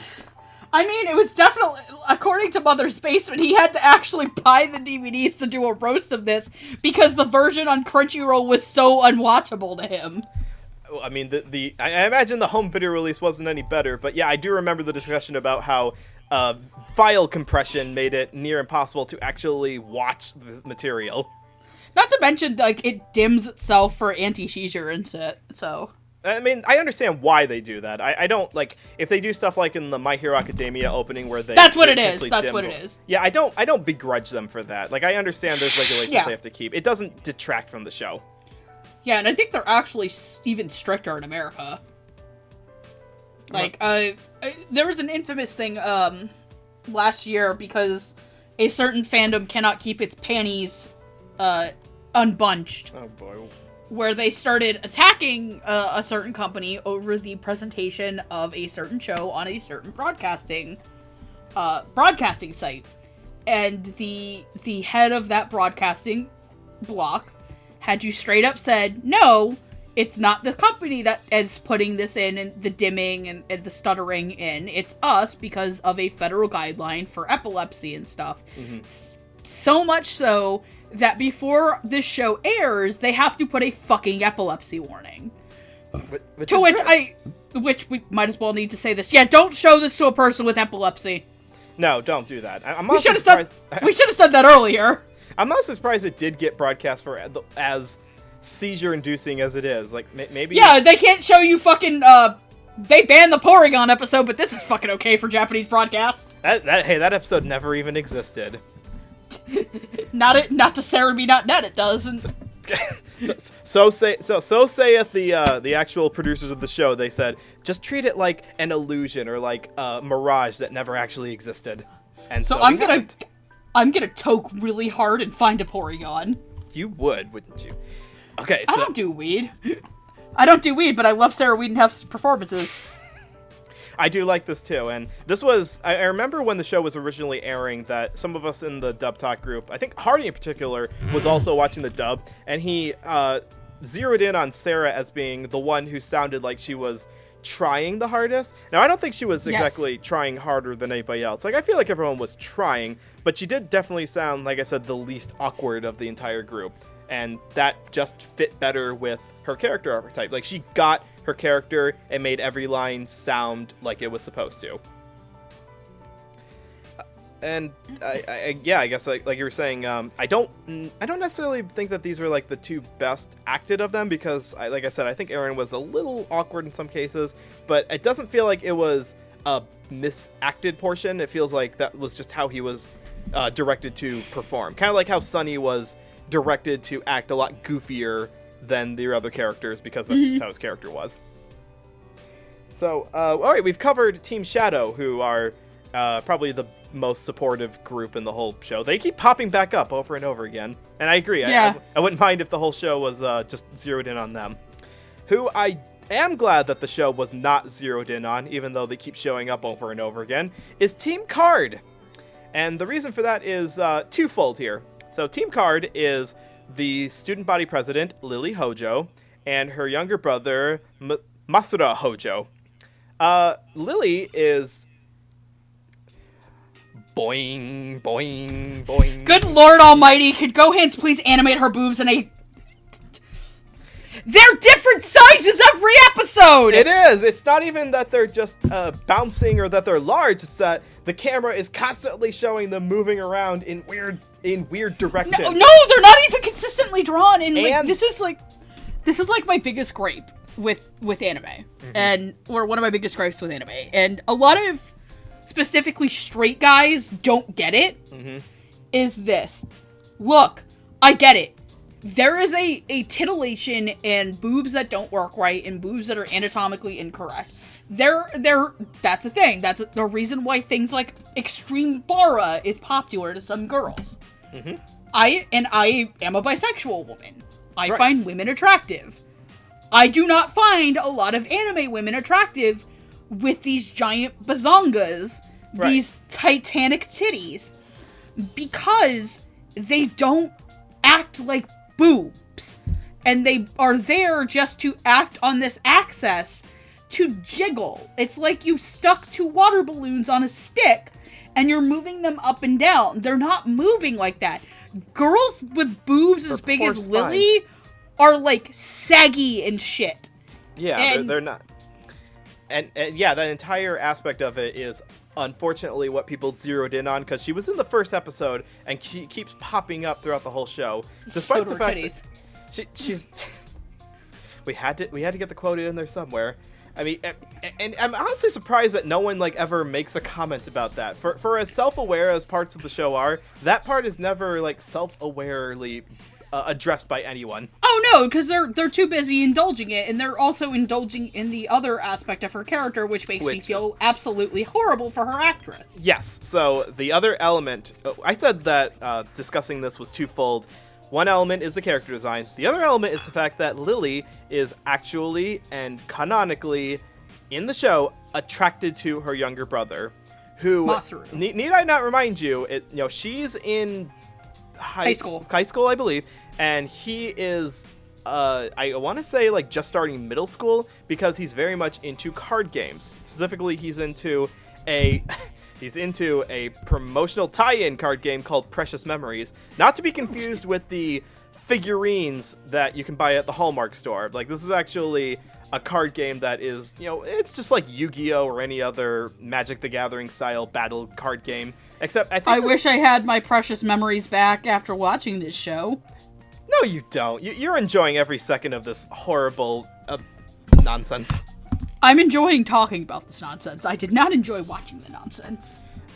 Does this mean that you're not going to watch the sequel series? Abso-fucking-lutely not. It's not dubbed. There's a sequel, ladies and gentlemen. Yeah, not only did this show get a sequel, it was a stealth sequel, too. They didn't tell us it was a sequel. I'm not even mad. I'm just impressed. Exactly. Yeah, so go And then Sentai was cowards and didn't dub it. I don't know if they're cowards so much as they, look, we saw the reactions and what the people had to go through for the first season. We don't want to put the cast through that all over again. In their defense, they were dubbing better things like Run with the Wind and Oh Maidens and After the Rain. There we go. I'm much happier that stuff like Oh Maidens got dubbed over prioritizing WZ. I think that's how you pronounce it. Wiz. Just the Wiz. There you go. The Wiz. Oh, God. Oh, God. Imagine the Wiz as done by Studio Gohans. We're talking about the Broadway show, right? Yes. No. I don't want a visual. No, I don't want a visual. Yes! Stop. No, rewind. Rewind. No, you have to live with that. Just like you have to live with Chizuru getting some cocktail corn. Moving on to the actual discussion of members of Team Card. Lily Hojo is voiced by Natalie Rose, and Masura Hojo is being voiced by Trina Nishimura. Natalie, you've probably heard in some things before, like if you saw Luck and Logic, and I assume every one of you did, she played Nemesis in that show. If you saw Brave Witches, she played Georgette. And if you saw the Yuri-tasticness that was Citrus, she played the character of Kaio in that show. Trina Nishimura, I did try to find other roles that she did that were young boy voices. Unfortunately, I don't think I've seen any that she's done before, so I apologize. I just grabbed... Yes, you have. I have? You've seen Yuri on Ice. That was a minor character, though, wasn't it? She was, what's it? The guy with the red hair, right? Kentaro. I think it's his name. Yeah, that's it. Okay. I mean, there were so many characters in that show. I do remember that, though. I remember him having one of my favorite dances. Minami, that's his name. Because his song is literally called Minami's Boogie. Thank you. I like that. I like that amongst all of the figure skating, they had more like a tap dancing jazz number instead. How can you not like a show where a soundtrack literally has a rip-off Journey song on it? I absolutely love the show. I love it so much, I even made Katsudan the other night because I was thinking about that show. I'm the King JJ, no one defeats me. I don't think you were in the car with us for that, but Amon, Hardy, Roots, and I were in the car going to the first Airbnb when we went to Texas. What year was this? The first year. Okay. And as we're driving, the theme for King JJ comes on in the car. Mm-hmm. And I'm like, this sounds like another band. And we're all sitting there in the car trying to think it. And then Amon goes in the back and goes, fuck, this is just Faithfully by Journey. That's exactly what it is. And it hit us all like a truck. That's exactly what it is. Faithfully. Is what Lily wants to be to Masaru. Oh boy. Where was I going with this? I was going to credit some other Trina roles, like one show that we've done together. She was Mia in Endro, the other card collecting character in that show. It all comes full circle. You know, she's Yukari in Rolling Girls. She's Francesca in Strike Witches. But screw it, she's Mia in Endro. That's what we're gonna zero in on for this particular section because she's also played. You weren't on that episode, but she has also played a little boy. I think she was. I think his name is Delacroix. in Code Realized, where she's another adorable little precocious boy. Yeah, I'm sure. I know that she has, because she does it really well in this. I just couldn't think of any that I'd seen before.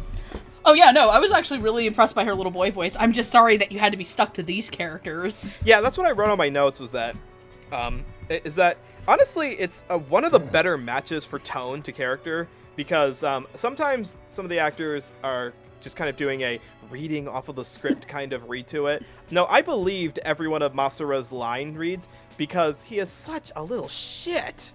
He is just like the embodiment. I'd be too if my sister wanted my precious memories. That's not the problem. The problem is that their parents are going through a divorce because their dad is a lying, cheating son of a bitch. That's the reason.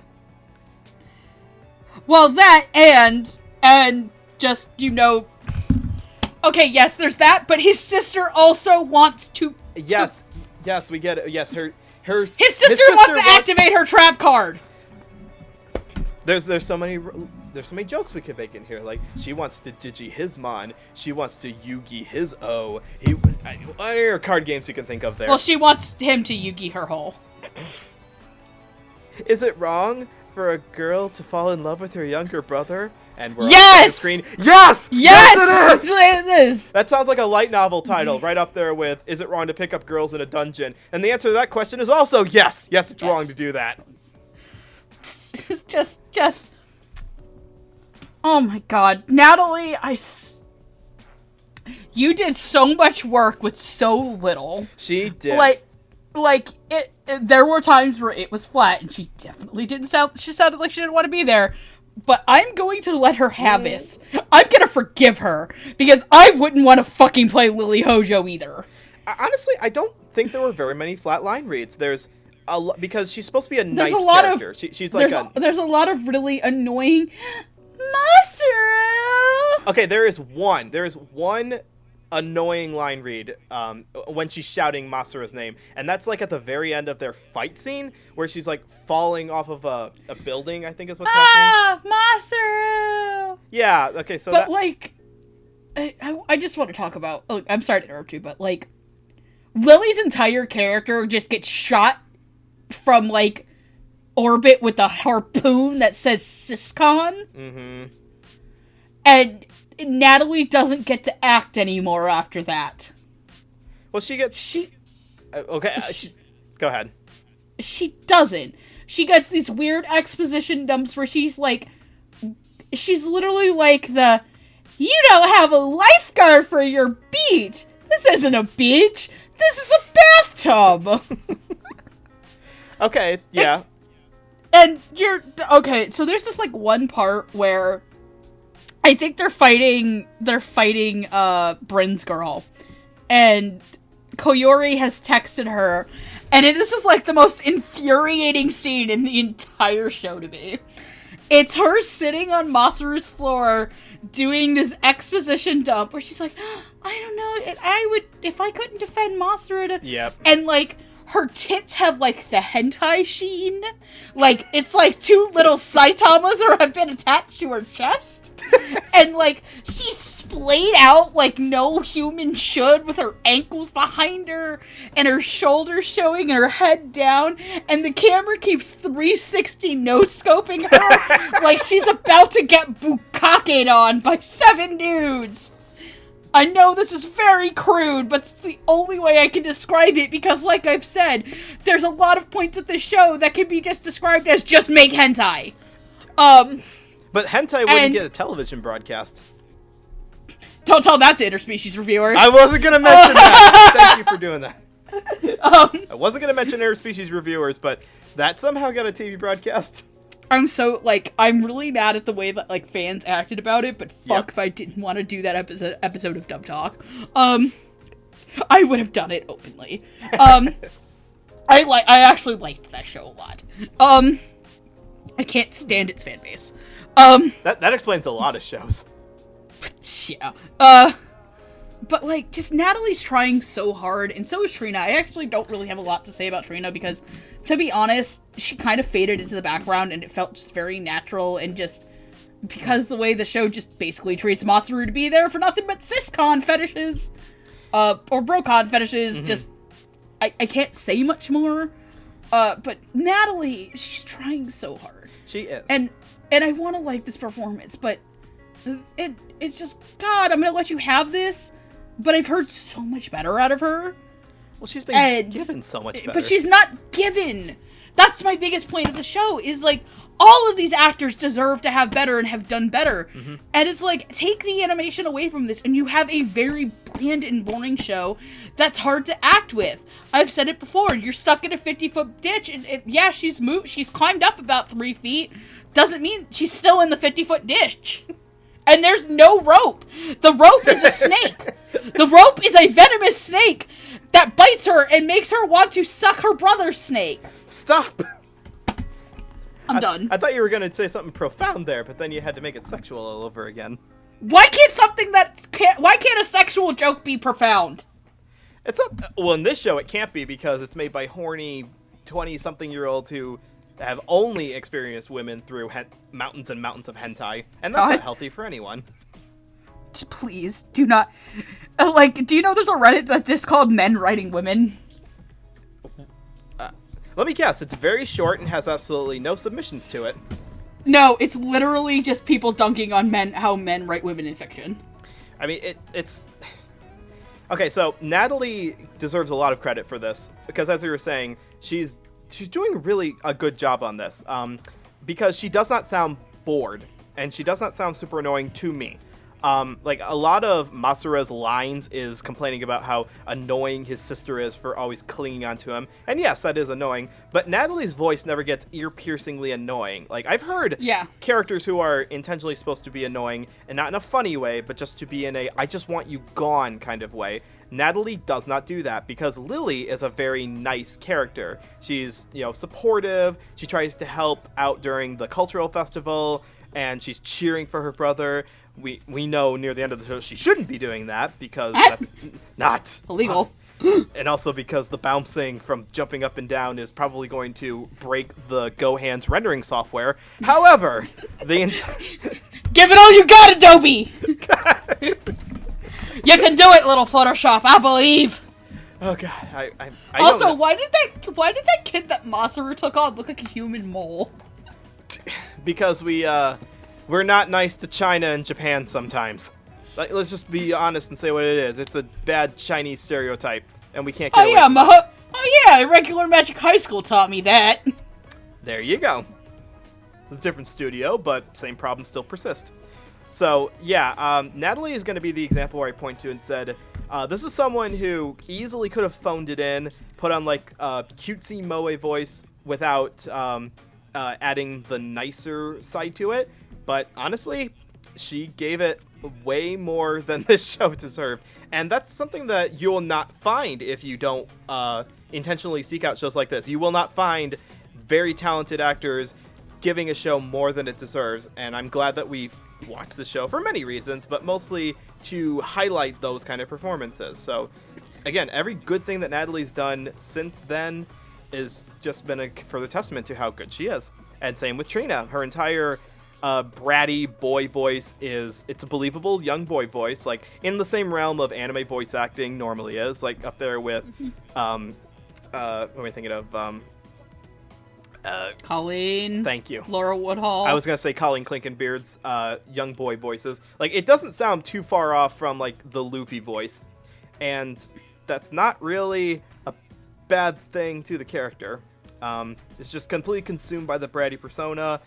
Not a likable character, because all he does is just pick on his sister. And there's a really, really bad line that Lily has where she's like, but boys always tease the girls they like, don't they?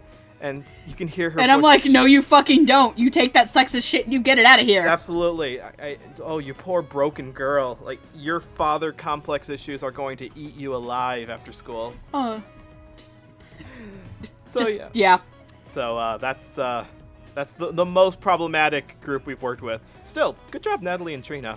Let's move on to the final group here. And yes, we have, through this hour-and-a-half recording, finally gone through all the groups here, and we're ready to finish it off with the most vanilla of the entire groups. For all you normal people out there, this is for you.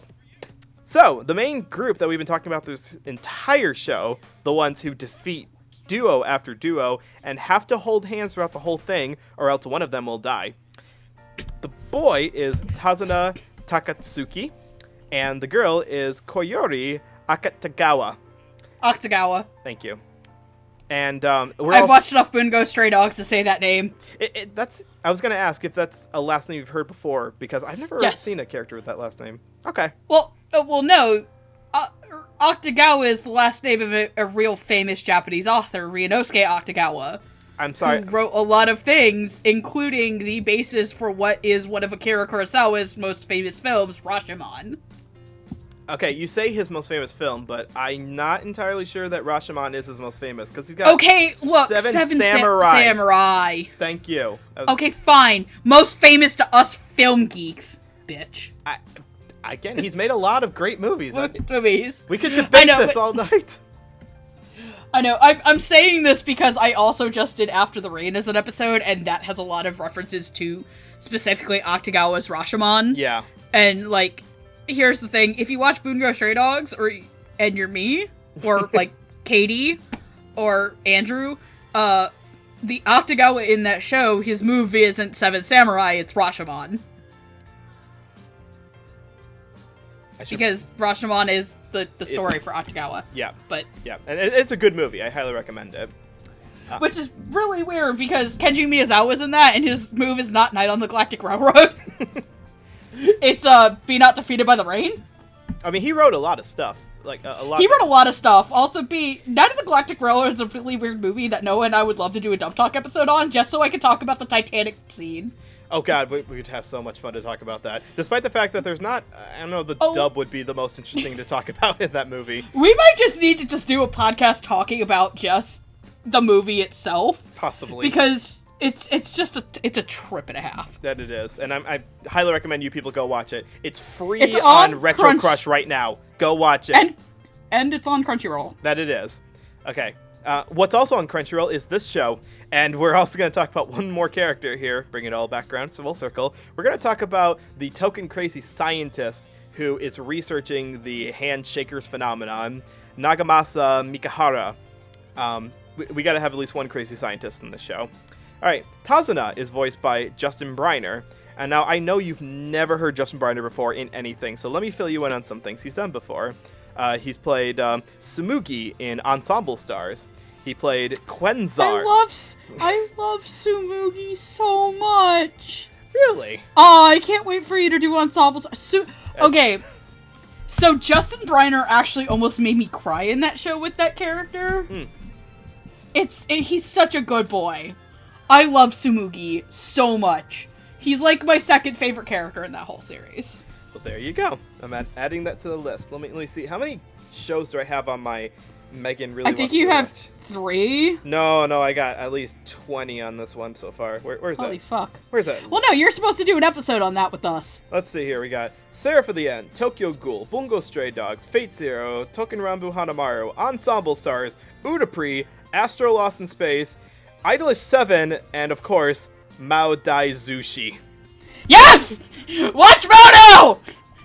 As you can see, people, my whole point of being on this podcast is not to actually talk about dubs, it's just to accumulate more recommendations from Megan. Yep, that's why he's here. That's why he's my bro. Love you too. That's why he's my brother. So, speaking of brothers, other things Justin's been in before, he's Sho in Fire Force. There's something for the popular people. I've had this sweet albino shark-looking motherfucker for 5 minutes, and if anything were to happen to him, I'd kill everybody in the room and then myself. Okay. Koyori is voiced by Laura Woodhull, and she's been in some things like, well, if you've seen Senran Kagura, which is a very fun titty time show, she plays Mirai in that show. If you saw Makagura School Suite, she plays Himi. One of the things that I really like, that's actually a good thing, is she plays Mary in the Dot Hack Quantum OVA, which I cited as the best Dot Hack anything because it's the shortest and the easiest to get through. It doesn't put me to sleep. There's a glowing endorsement you could put on the box set. I haven't seen it. I'm saying that's you. Oh, okay. Well, no, you're right. It didn't put me to sleep.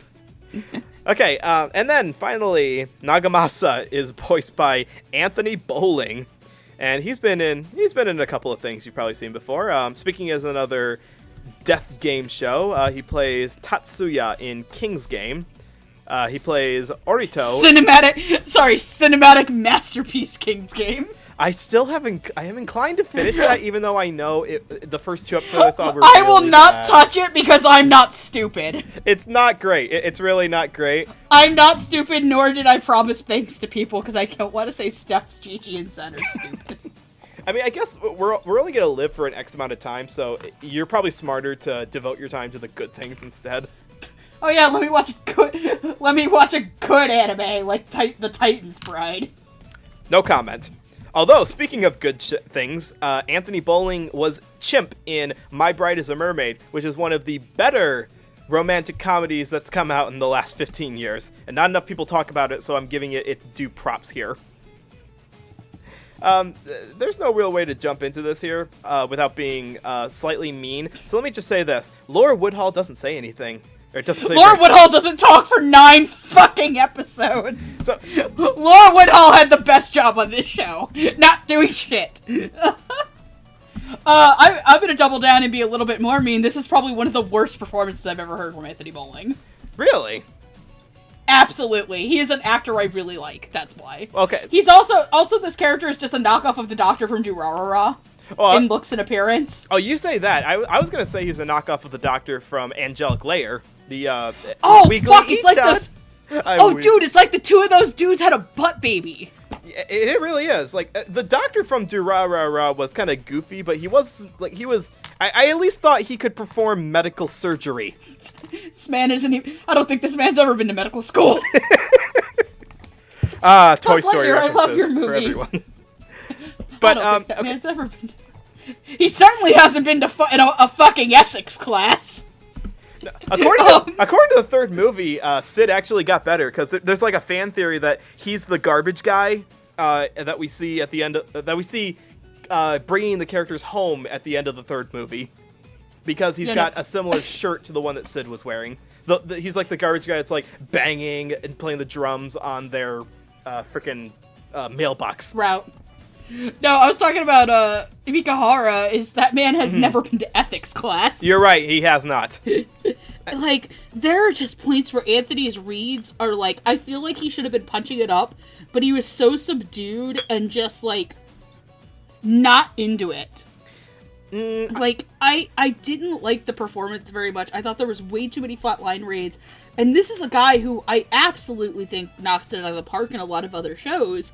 Like, when we get to Ensemble Stars, we will talk about that, because he is another performance in that I genuinely very much like. So, he's trying his best, but half the time he's just an annoying info dump, and you're just like, why are we here? Why are we talking to you? Well, that's the problem is, because he's our only access point into explaining, first of all, that Koyomi and Tazuna have to hold hands, or else she will die at the beginning. I'm gonna be real with you, Shinzo Abe. This ain't gonna solve the declining birth rate. Oh god, that's harsh. That's very harsh for those who listening who don't understand. Every time I can get that joke in, I'm going to. Yeah, Japan's got a problem with people not fucking enough, so there's been a real attempt to try to get people to start procreating more in Japan. And as you know, by the laws of anime, holding hands is the equivalency of having a massive sexual experience. So holding more hands at once is a gangbang.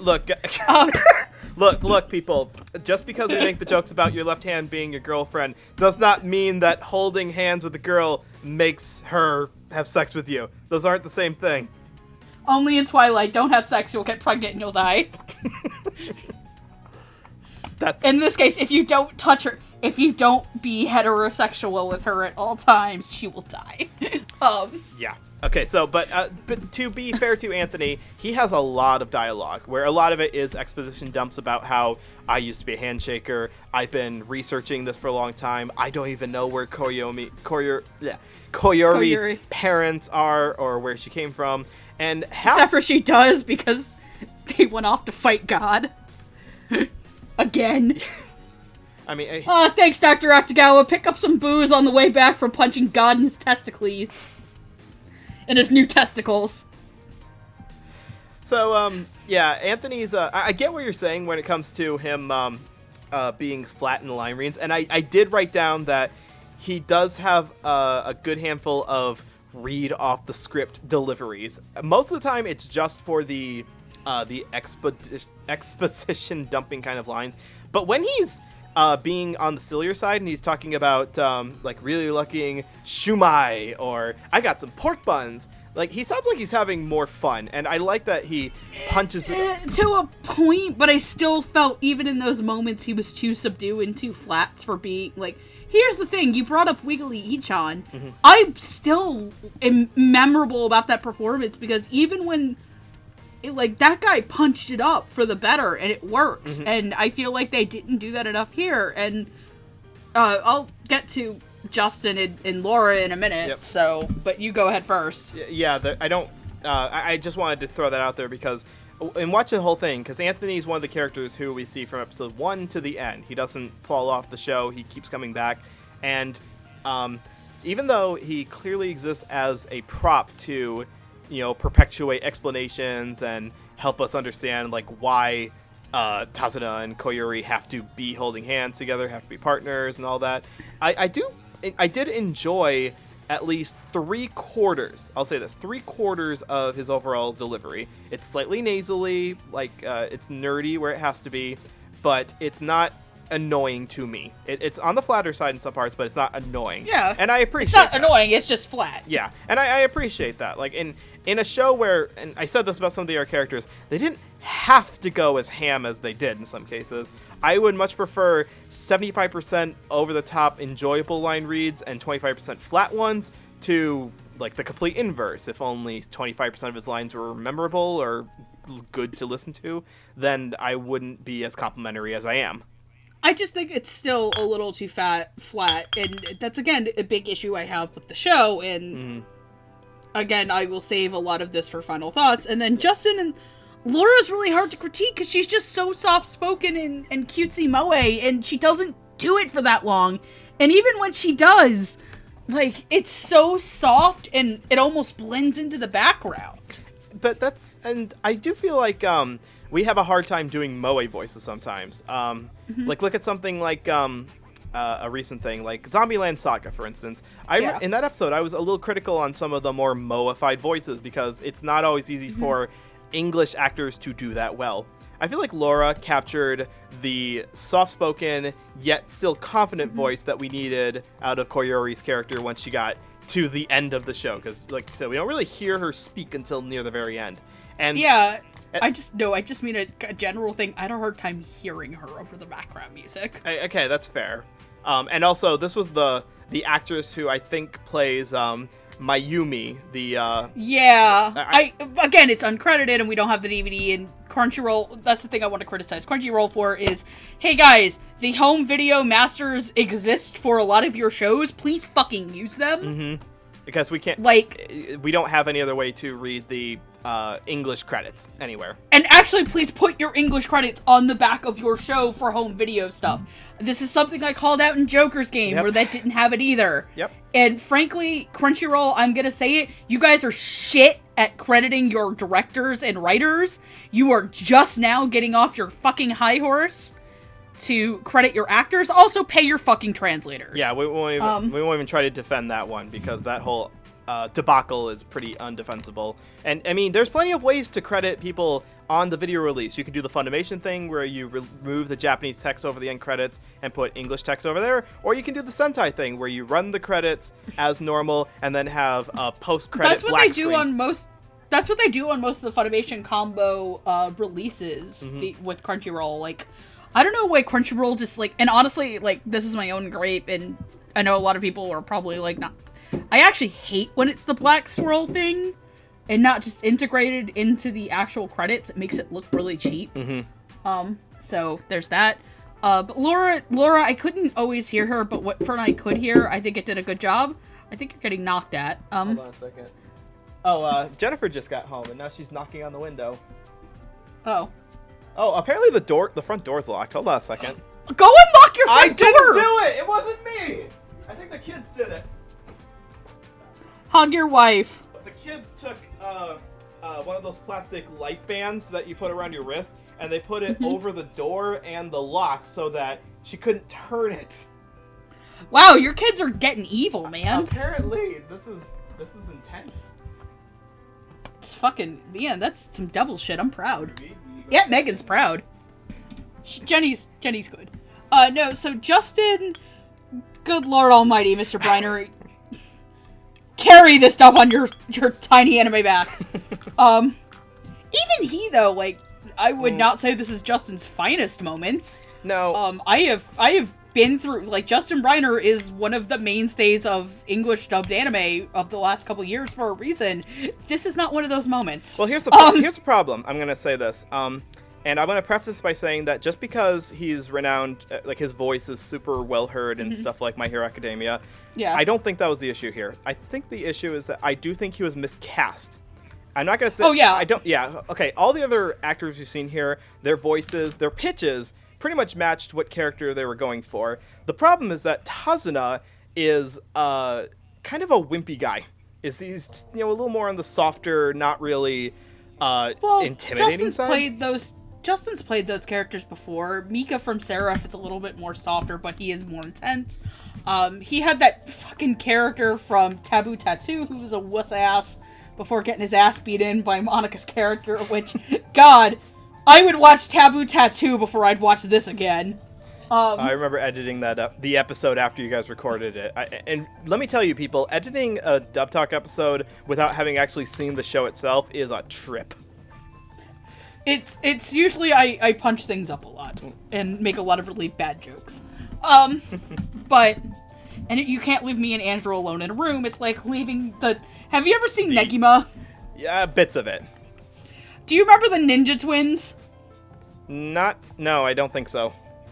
Basically, that's what happens when you leave me and Andrew alone for like 20 minutes. We're like two gremlins that'll burn things. Oh, certainly.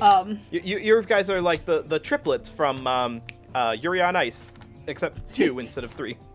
We ate the third one in the room. That's a dark image. Back on the topic of Justin, though. Acting-wise, I think his acting is actually very good. I'm just not sure that his pitch, his regular pitch, fits the wide-eyed tinker pacifist aesthetic. That's the thing, is that Tasuna is most described as a pacifist because he doesn't really want to do any of the fighting. He's only doing this because losing a fight would basically mean that his porcelain girlfriend dies, and we can't have that. So because of that, Justin's voice, which is very energetic and very positive, feels a little bit at odds with that pacifist personality. Great acting, just I feel like it was maybe in the miscast department. I just don't think that... I think he carried a lot of this on his back because he has to as this character. He's the only character we see the whole time besides Mikahara. But, like, this isn't my favorite work of Justin, or, like, even the best. This is just honestly like, yep, I did this. I did this show. And I can say that because, like, I've seen him in things like My Hero. I've seen him in things like, I'm trying to think of other things that he's been in that I like besides Serapha at the end. Fire Force. I haven't... Okay, so let's be real. I haven't actually watched, like, the back half of Fire Force. Okay. Ensemble Stars. Yeah, okay, I liked him a lot in that, but that's not, like, another big name thing that, like, a lot of other people have seen.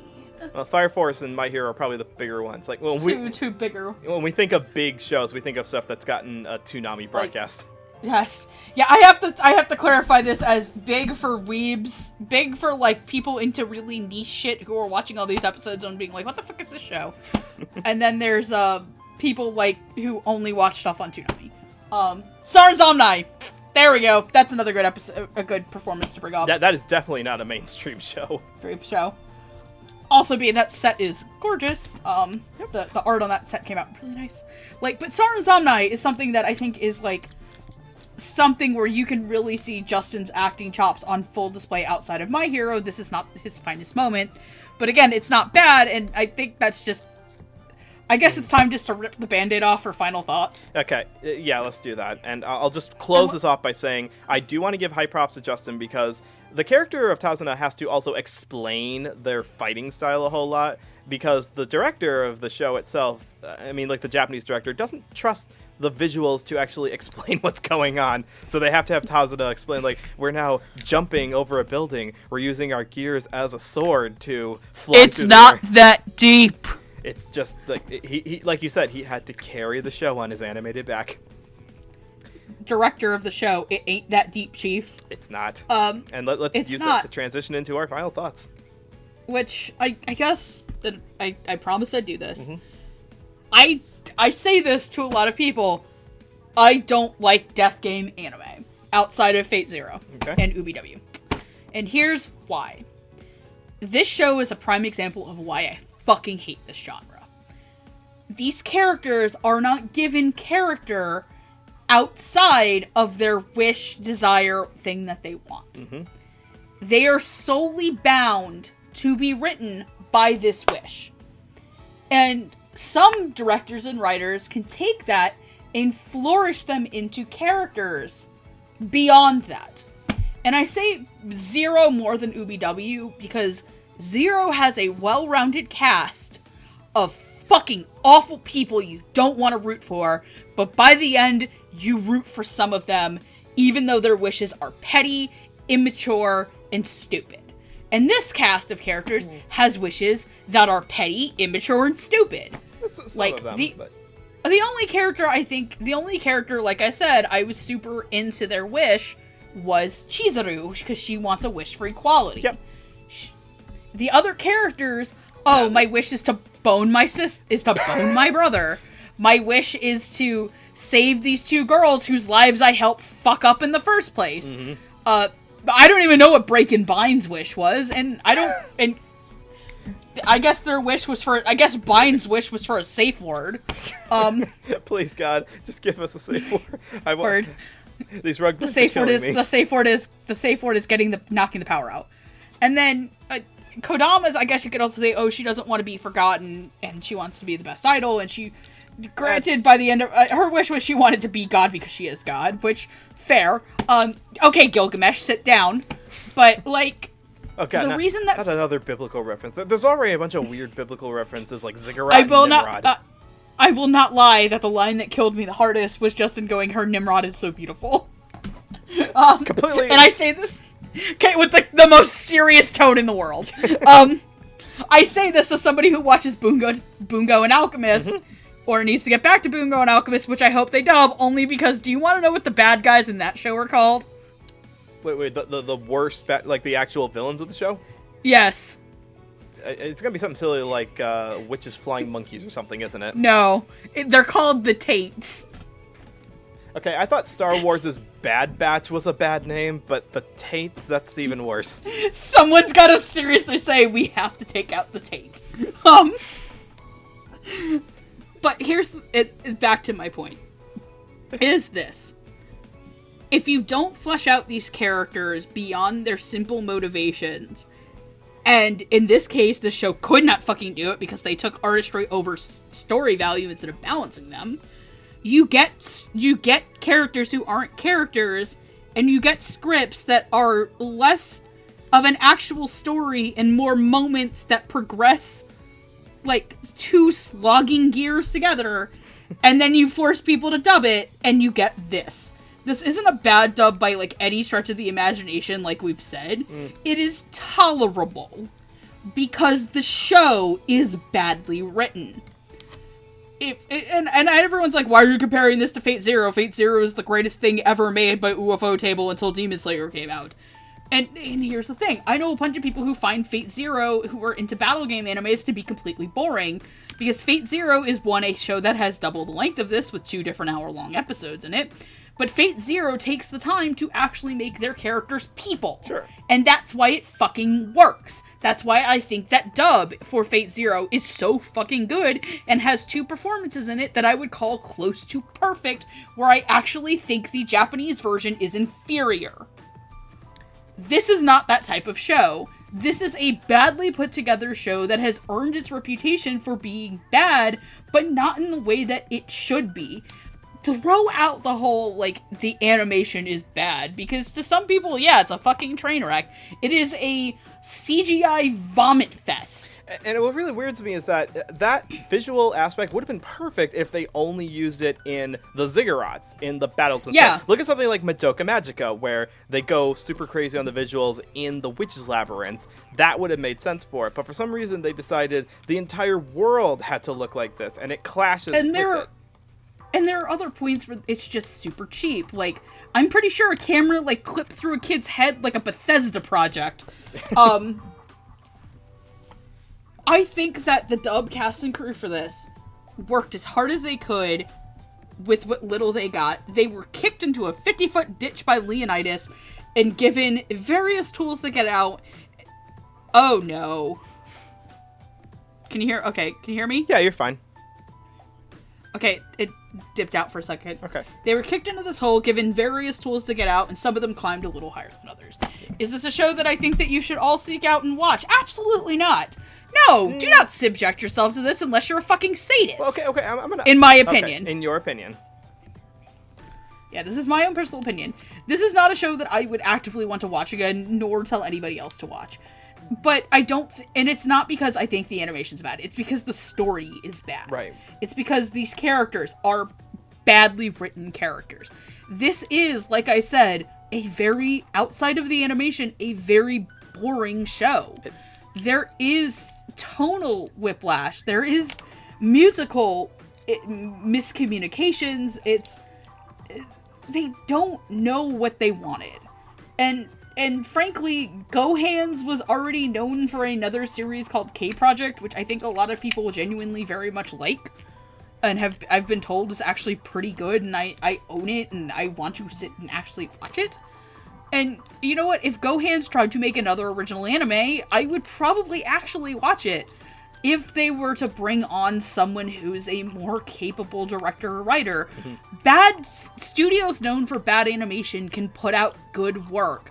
I want to bring up this name, Studio Naz. Okay. Studio Naz was known for doing some pretty infamous shit. In fact, let me pull them up. I think of Tanya the Evil as the most prominent. No, that was Studio Nut. Oh, I got them mixed up, sorry. Yeah, no, that's Studio Nut.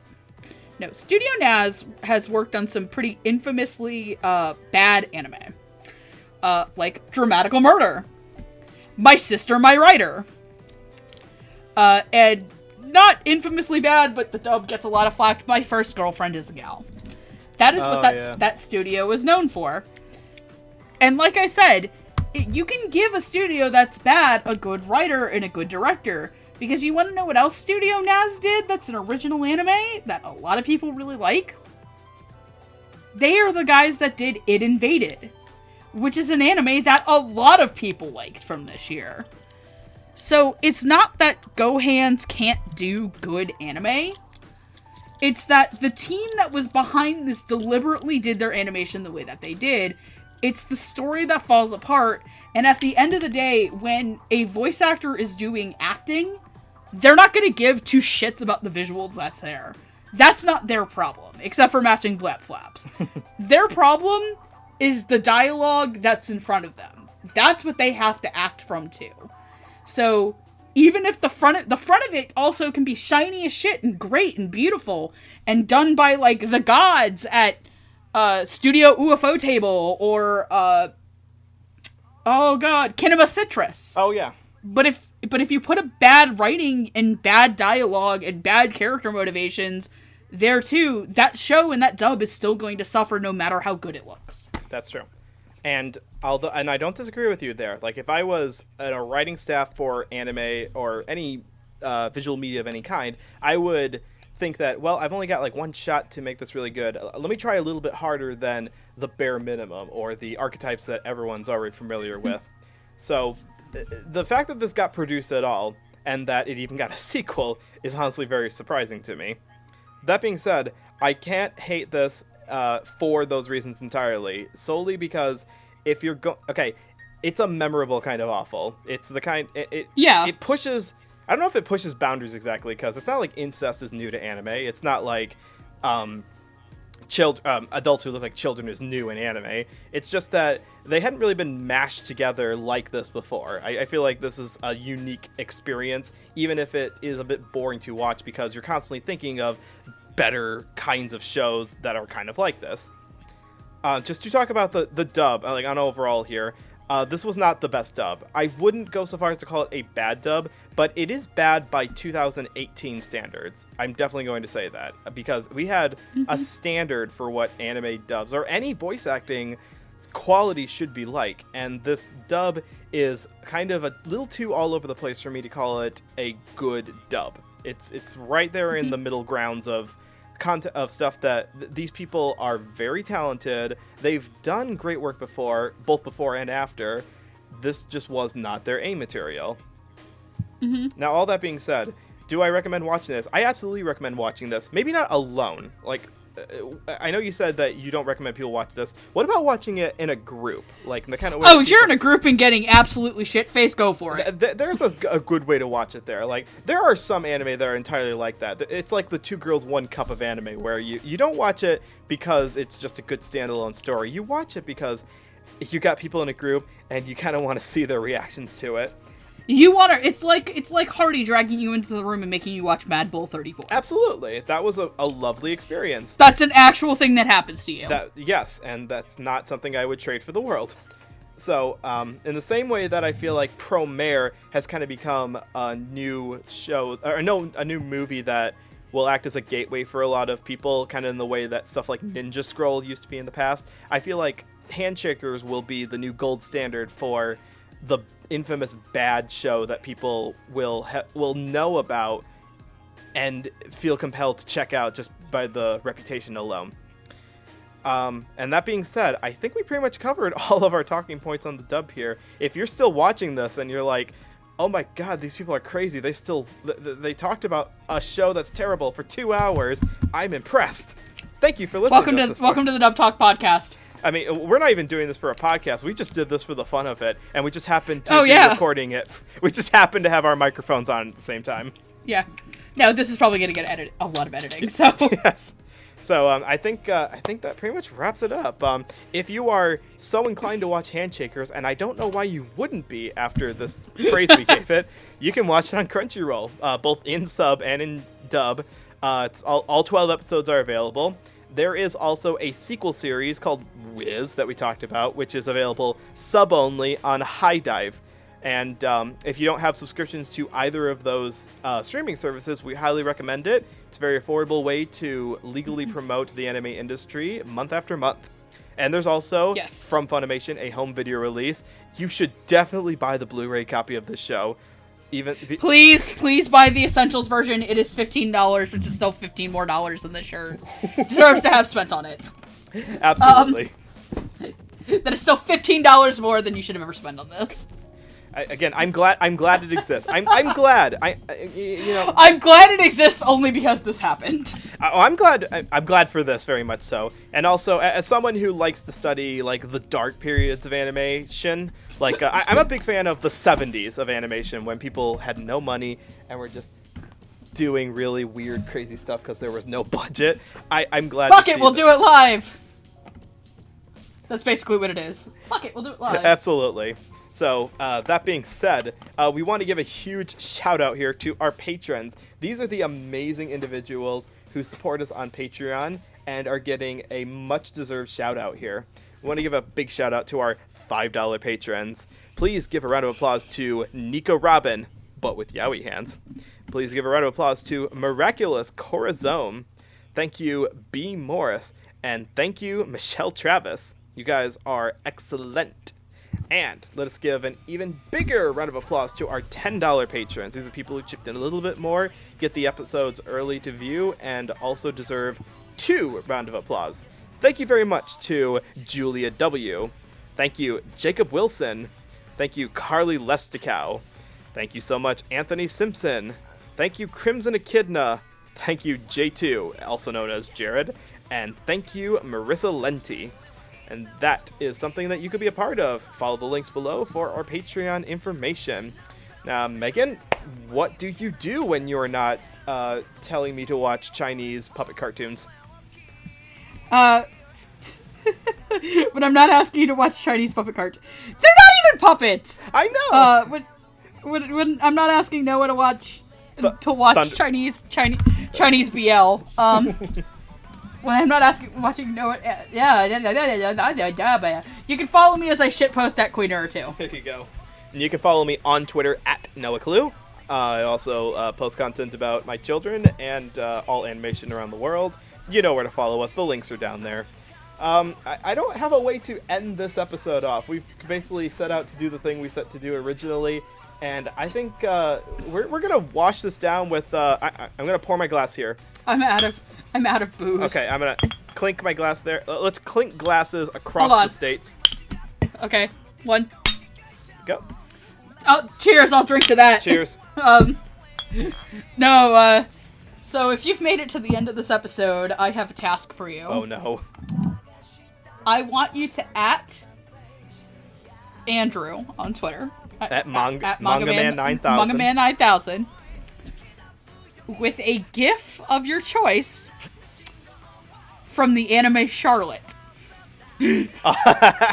Or boy. Kumamiko. I want you to also at Spaceman Hardy with a GIF. You're just gonna peg everyone, aren't you? Oh no, I'm gonna get the 2 of them. I also want you to at Spaceman Hardy pictures of cheesesteaks with ketchup on them. Because he hates them. And I also want you to PayPal me $10. Sure to send it with love. Yes, with love. And please at Lilac Anime Review with pictures of cute animals because she is our mom and we love her very much. We do very much. She works very hard for all of our love. All right, so thank you, Megan, for joining me on this adventure. You are a true brave soul indeed for watching a show that you really didn't have to watch. I don't care about the bet. You didn't have to watch. Can I get out of the ziggurat now? Can I get out of the free. Ziggurat? God, I'm finally free, bitch! I'm finally free, motherfucker! I did my waiting! All 12 episodes of it in the Ziggurat! There she goes, people. I'm gonna whip you out can be that happy too if you watch the show. And I'm gonna whip out my Nimrod and get the fuck out of here. Aloha and otaku on, my friends.